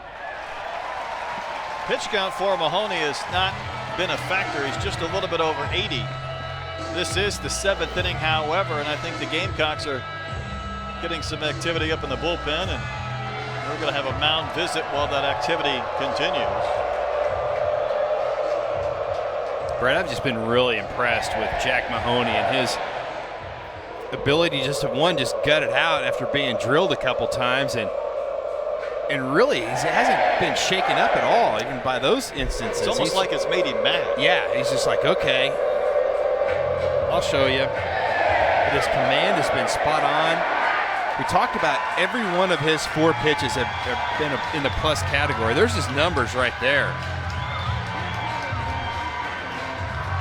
That's exactly what you want if you're head coach Mark Kingston or pitching coach Justin Parker. You can't ask anything else out of your starter than that. As I mentioned earlier, Arkansas has had only 1 runner reach third base in the game. First and second, nobody out. Jones pinch hitting for Roldan. Pitch from Mahoney. Comeback, handled by Mahoney. There's an out at second base and a double play. Another one back at Mahoney. This one he's able to handle, and they turn 2.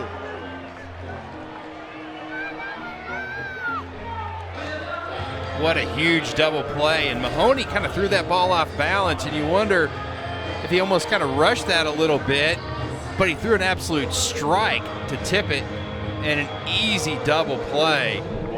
Watching that replay, that was a great effort to spear that comeback. Yeah, it really was. It wasn't right back at it. Yeah, he showed a lot of athleticism. He had a bunt by Josenberger earlier on in the game that he bobbled and still got him.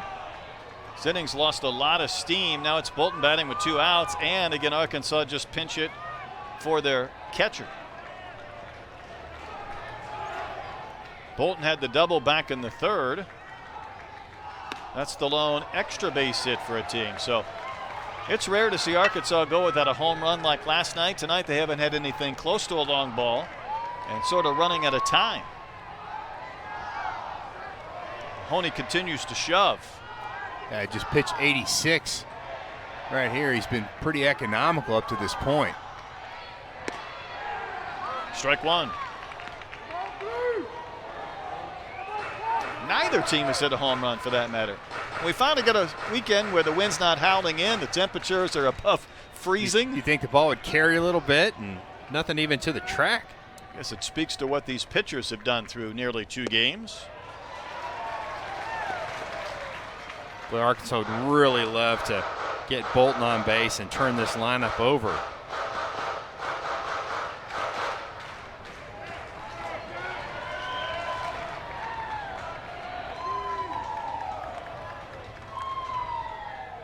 Mahoney just misses a little bit up and out. You feel like he's being too cautious here with Bolton?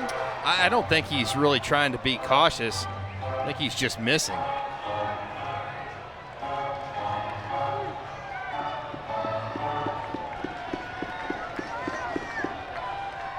He doesn't want to walk Bolton and bring Josenberger up.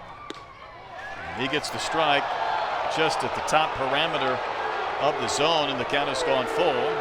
Trackman said it was a strike, even though the fans here don't care for it. Yeah, up and in. Definitely the high part of the zone here. Tremendous run on that fastball. Arm side run was great. Count's gone full. Here's a payoff to Bolton. Wave and a miss. Mahoney does it again. Gave up a couple of singles to start the inning. And Arkansas, Troy, once again does not score against him. Yeah, Jack Mahoney left another runner stranded at third base. The fastball up and away, punches out Bolton. Gamecocks up 3-0. Here's your scores from around the SEC. And Vanderbilt again losing at Florida. So if Arkansas would come back to get a win, that would be huge as far as the SEC regular season title. But I don't know if Mississippi State is going to give Arkansas much help, and yet they're leading 5-4. What do you want to bet LSU comes back and I would not be game? shocked. They just kind of have that comeback mojo.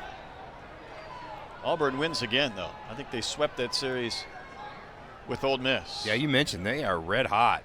I think they've won their last 3 series. They swept this one as Petrie waves and misses. Petrie has struck out looking twice. He was hit by a pitch which started that 3-run 4th inning. Only half inning where any damage has been done. Petrie right now, his body language isn't great. Troy. Yeah, he is not happy with the strike zone in both games, and Trackman's like that pitch, but again, he does go 6'4". And that's been the funny part. We watched the Trackman, and they've liked the pitches, but Petrie has not. And I think it's put him in a position where maybe he's guessing a little bit or trying to think through this frustration.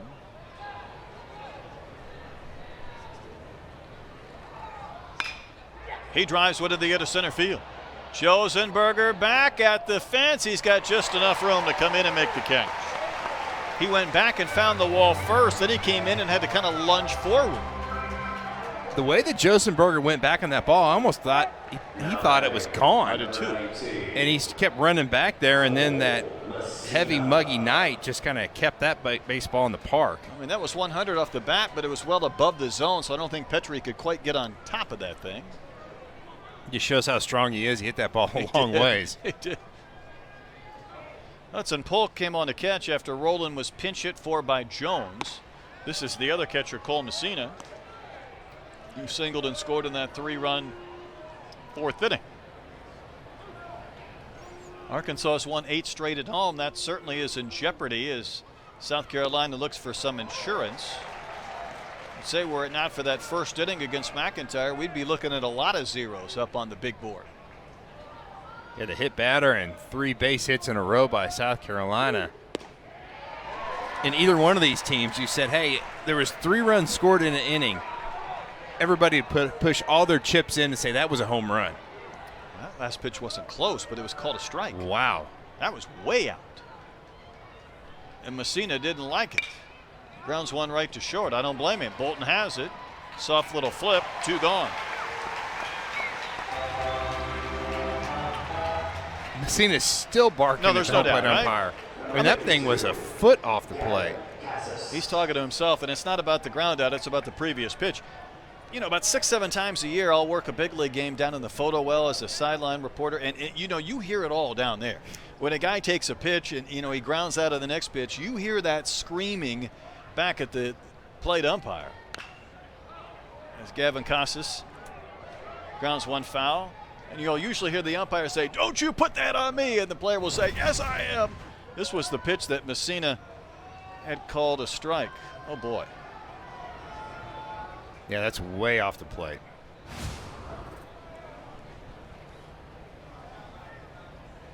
Casas, again, his brother Tristan plays for the Boston Red Sox, former first-round pick. That was also not in the zone, but called a strike. 0-2.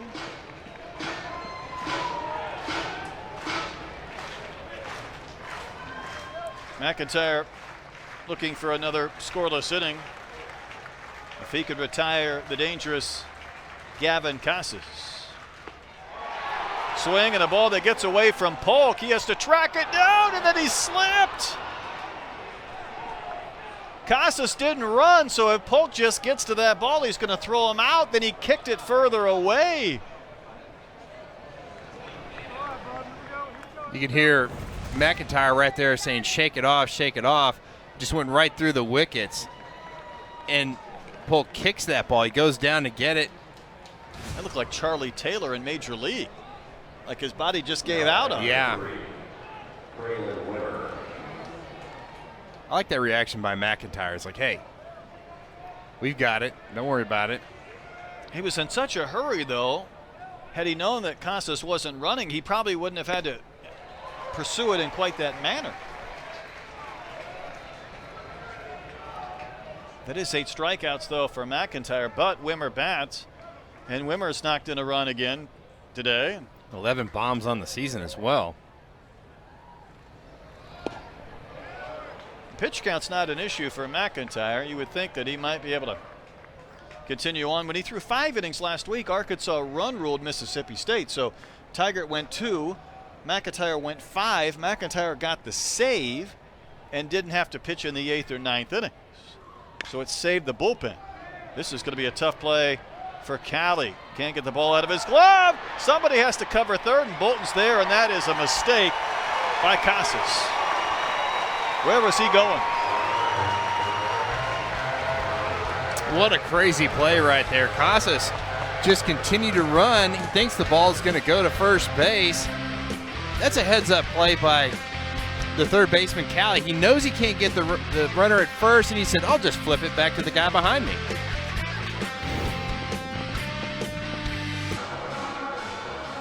Hawk fans have been waiting all night for some offense. It didn't happen against Jack Mahoney. But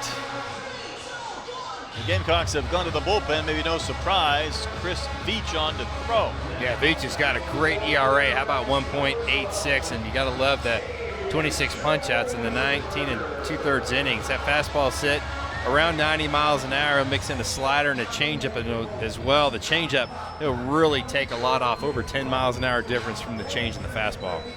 And we did miss last weekend because of a sore arm, so that's interesting. But Mahoney, a great job tonight. Yeah, he really was spot on again. Just kind of got aggravated by those balls that were hit off of him, and he just got better. Top of the lineup for the Hogs in the bottom of the 8th. Josenberger, Diggs, and Borfin. Tavian's 0 for 1 with a walk and a sacrifice. Veach is also sort of a two-way player. He's hitting .500 this year, 2 for 4 with the bat. That's really impressive.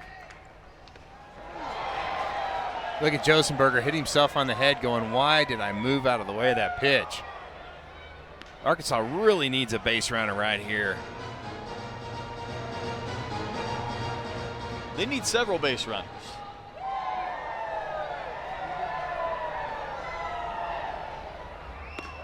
Boy, the first 3 have not been close. And again, keep in mind, Troy, he did not pitch last weekend.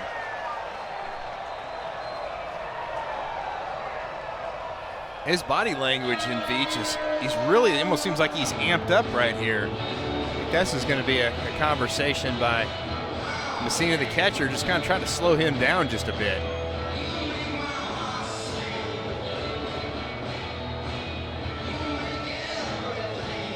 A stoic Mark Kingston wondering what Veach might be able to do after this quick reset with the mound visit.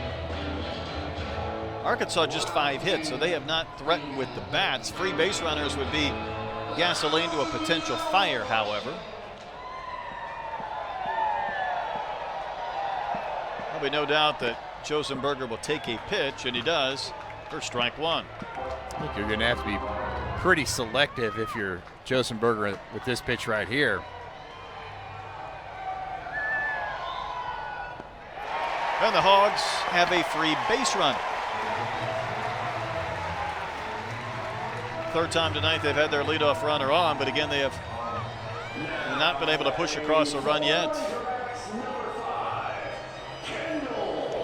Been a tough night for Kendall Diggs though these last 2 at bats. You wonder if you, after strike out looking twice, do you be more aggressive in this with this first pitch right here? I do. Well, the one thing is Mahoney was really hitting his spots. To this point, Veach is not. They've worked Kendall in as he stands close to the plate. And Veach, he found that spot, didn't he? Floated a really good changeup on the inner third. I haven't seen so many changeups on the inside corner knee-high to a left-handed hitter as I've seen tonight. It's hard to do. In the dirt, Josenberger looked like he might have been taken off. I'm not sure if he was reading ball in the dirt or whether that was a bit of a delayed steal attempt. Yeah, I think he really did. He read down angle because if you're the runner on base, when you see the ball released from the pitcher's hand, you know that ball is going to be down. That's a great read. That is a really, really good read. Takes a double play out of play right there. Diggs rips and misses. Another changeup, wasn't it? Yeah, it was a really good changeup, 82 miles an hour. The fade on it. The scouting report was the changeup was a parachute, and that looked like it almost stopped for refueling halfway to the plate. Each closes off a bit, coming out of the stretch. Pitch to Diggs, a bouncer into the shift. Tippett is there, gets the first out of the inning as Josenberger moves over to third.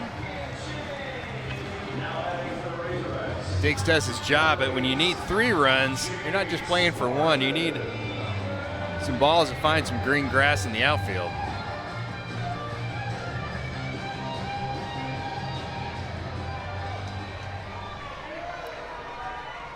Borfin's 0 for 3.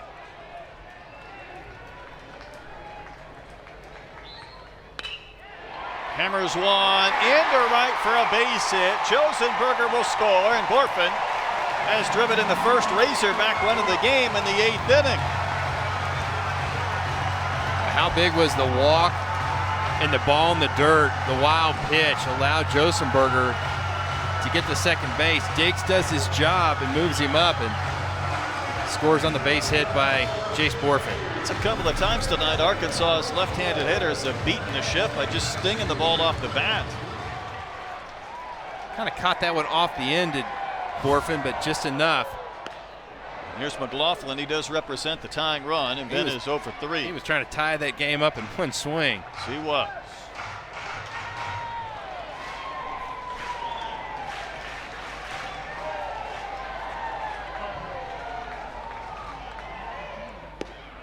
Another outstanding changer.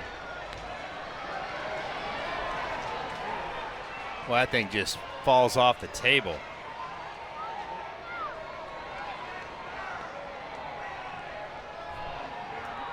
Quickly 0-2 to McLaughlin.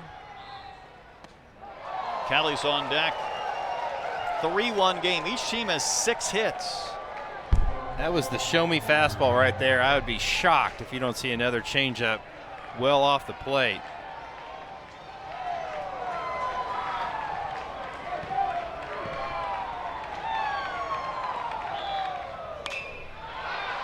Lifted in the air to right field. Petrie back with room. 2 outs.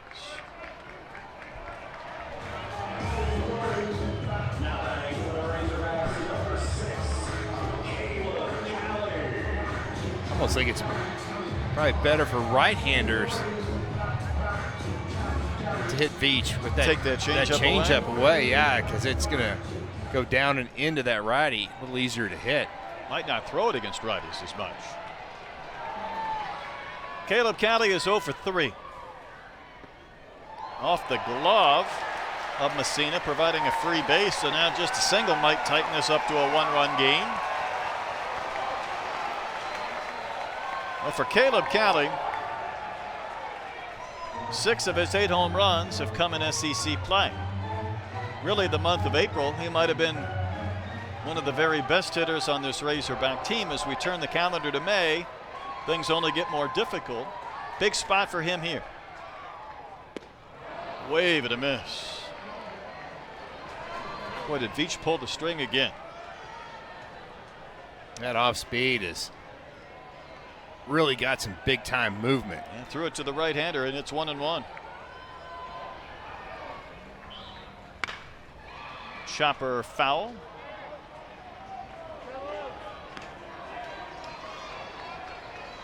That's hot pursuit. That's some great hustle right there. Boy.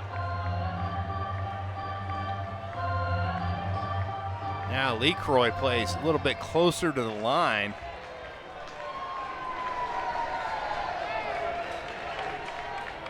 Veach trying to end this inning. Wave and a miss. Leadoff walk ends up resulting in a Razorback run, but again, a runner left in scoring position. It's a 3-1 Gamecock lead as we go to the ninth.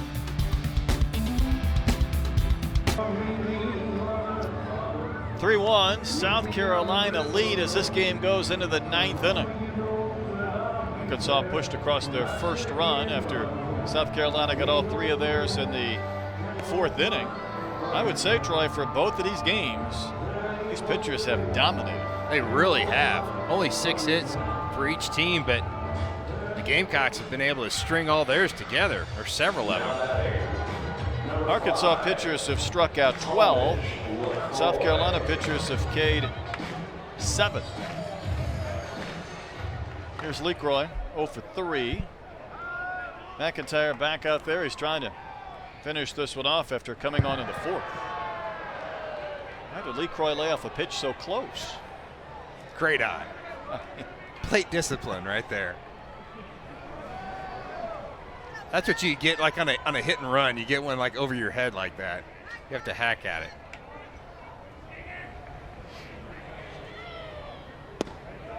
And he recalibrates and finds the strike zone with that cutter, I believe.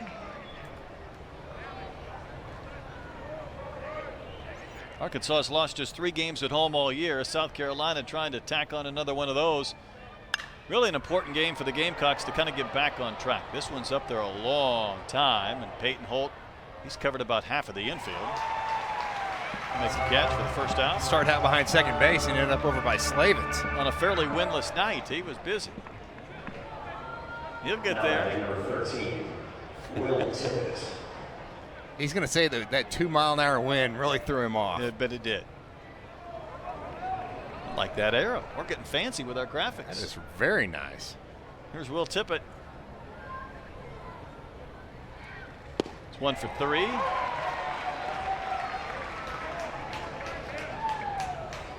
It's a Cameron on Graphics presentation. On those cold days when the wind's blowing 20 miles an hour, they should do an animated Troy and Brett and have us bundled up with a scarf. And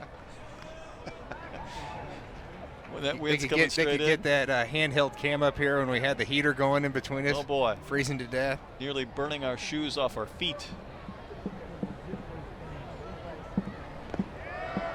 Polk knocks that one down. Now Polk hasn't caught a lot, but early in the year he was catching McIntyre pretty much every Saturday, sort of the personal catcher, until Roland took over more of the weekend catching duties.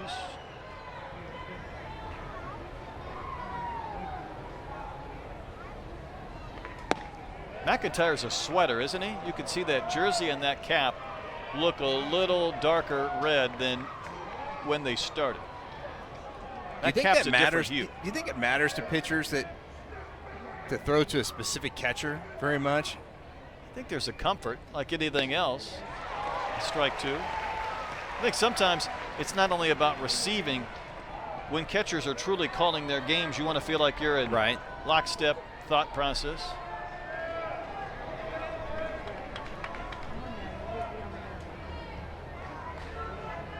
And McIntyre, he does get in a lather. 3-2 pitch off the corner. That's the area that Eddie Newsom's given today, that pitch that's been out that he's called a strike. And McIntyre hoping that he hit it, but it was out, and that is ball 4. McIntyre's going to go back and look at TrackMan data, and he's going to say, yeah, I really didn't have much of an argument on that. But he's going to say, I got the pitch previous, and it was that same location that really wasn't a strike but called one. So he went back out there again, and then he didn't get it.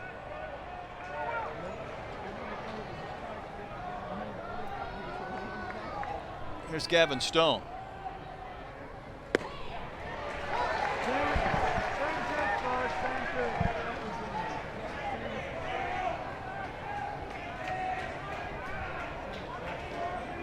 Stone's been active in that 9-hole.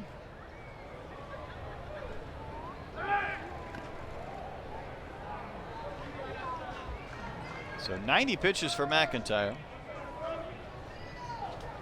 So Tippett's only attempted 1 steal on the year. He was successful. He's going. Polk will throw. It's a little bit offline, but still in time. Holt slapped the tag down. Tippett says, please review it. We saw a great tag last night out at second base by Bolton. This was Holt. Had to go to the left field side to glove it. Did he keep that left hand from getting to the base with the foot? That's the only thing I can think of. Good jump, the little peak. Oh, he put that knee down in front of the base. South Carolina's trying to really go field out at second base. The players under further review. Does that hand come off the base? It's almost like he touched the base with the right hand, and then the left hand came on there. What say you? I think he's safe. Who too? Almost kind of like the reverse swim right there. He kind of went with that right hand, which is farther for Holt to get to, and then the left hand comes on. You got to understand were both hands on the base at the same time. Holt didn't keep the tag on at the end just in case maybe Tippett was forced off. I thought he put that knee down initially, and with this angle you might think he's out. I think the other angle we saw that hand got to that far right side of the base. So the only thing I can think of is if the right hand comes off the base before the left hand gets on there, and after looking at that angle right there, I think that could be the case.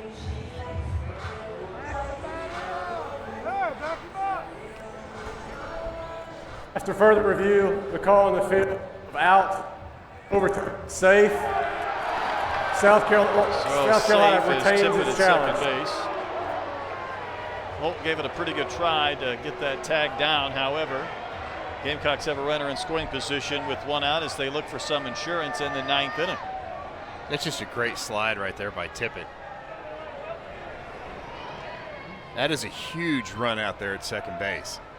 Arkansas cannot afford to let that run cross. McIntyre's really got to bow his neck in this situation.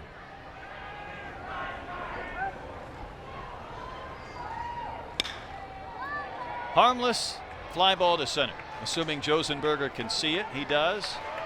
2 outs.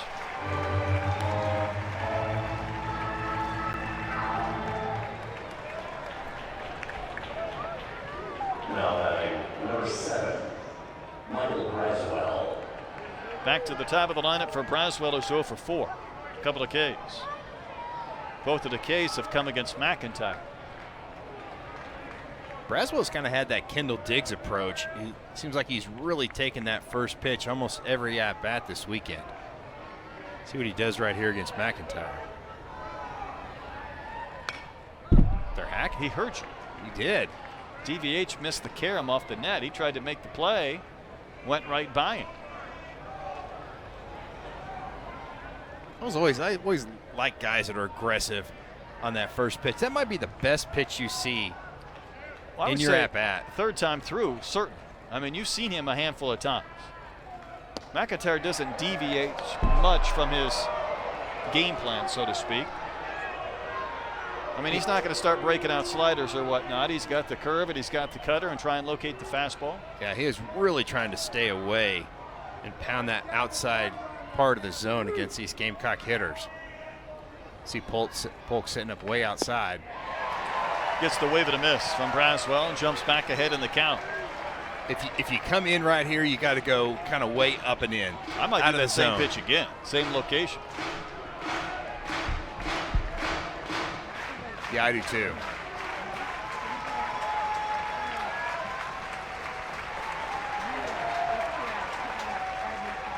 He was thinking the same thing. A little further out, Braswell would not offer.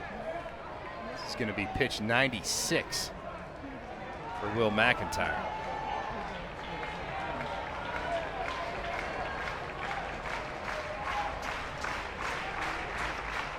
Two balls, 2 strikes, 2 outs. Not close. Count's gone full. Defensively, Arkansas is playing Braswell pretty straight away. Josenberger is playing a really shallow center field as well as Diggs and Wright, but Borfin's playing a pretty deep left field. You would think any base hit, though, would score the run. Payoff pitch from McIntyre. Strike 3. And the Gamecocks do not add to their lead. We go to the bottom of the 9th. Slavens, Holt, and Rowland after McIntyre able to get the swinging strike 3 to end the inning. Gamecocks lead 3-1.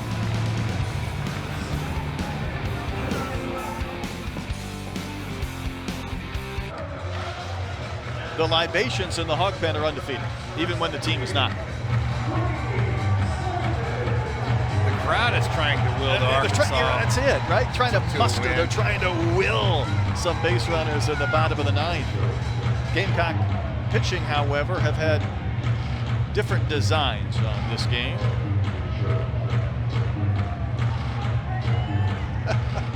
It's going to be a mosh pit out there before too long. Brady Slavens will lead off. Brady's had 2 good swings, but he's facing Veach, the changeup artist, for the first time. And might be a harmless, whoa, Stone slipped, but he was able to stay on his feet. Replace your divot, but that's a quick out in the 9th inning. It was almost a turf monster out there in center field for Stone. I literally almost think if he fell down, he could have got back up. He might have managed to do so. I think it was a wedge out there into center field. I think Veach might throw like 8 straight changeups. He's going all Trevor Hoffman on the Razorbacks. And he shows the fastball to Holt. Payton has a couple of singles, 2 of the 6 hits for the Razorbacks. Arkansas has just the 1 run.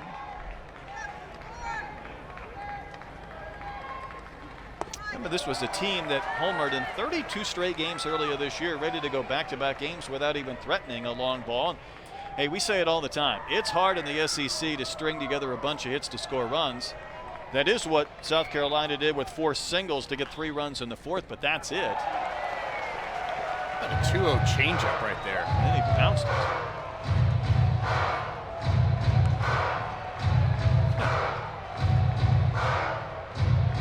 Old saying in Greenwood, we don't see 2-0 changeups.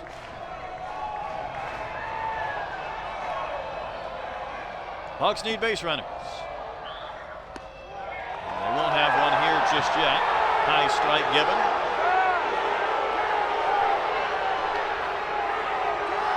You can see DVH saying that pitch is up. Holt saying I'm 5'10", but it was right at the very top of the zone. The Hawks hope to have a base runner. Veach still very much alive, and here's a 3-1. Pounds it again. Count's gone full. Talking about using the whole strike zone. That's what Veach is doing right now.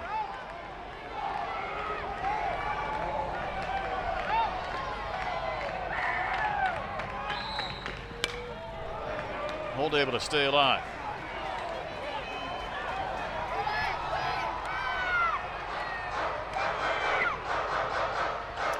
The Hawks do not have 3 catchers active on their roster. They've used Roland already. Polk's on deck. So if they would pinch hit for him, you'd have to go to an emergency catcher should the game go extras. That would not be ideal. Here's a payoff pitch. Fouled back. We'll do it again.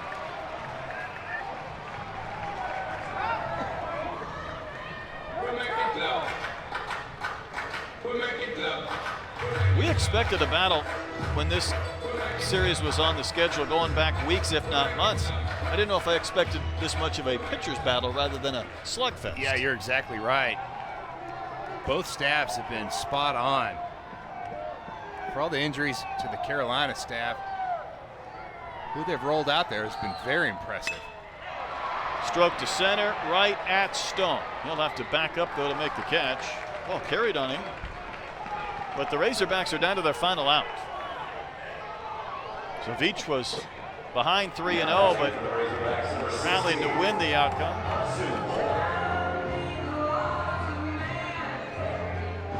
Peyton Holt continues, though, to do a fine job in relief of Stovall. That was good contact as well, just right at Stone. They're really good defensively.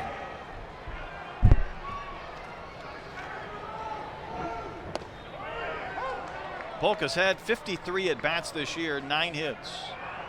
A pair of homers. One of those was at Georgia.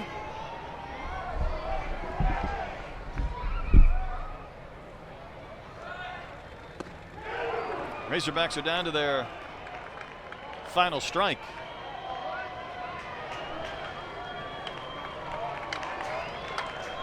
Seven scoreless innings from Mahoney. Veach trying to finish off the last 2 frames.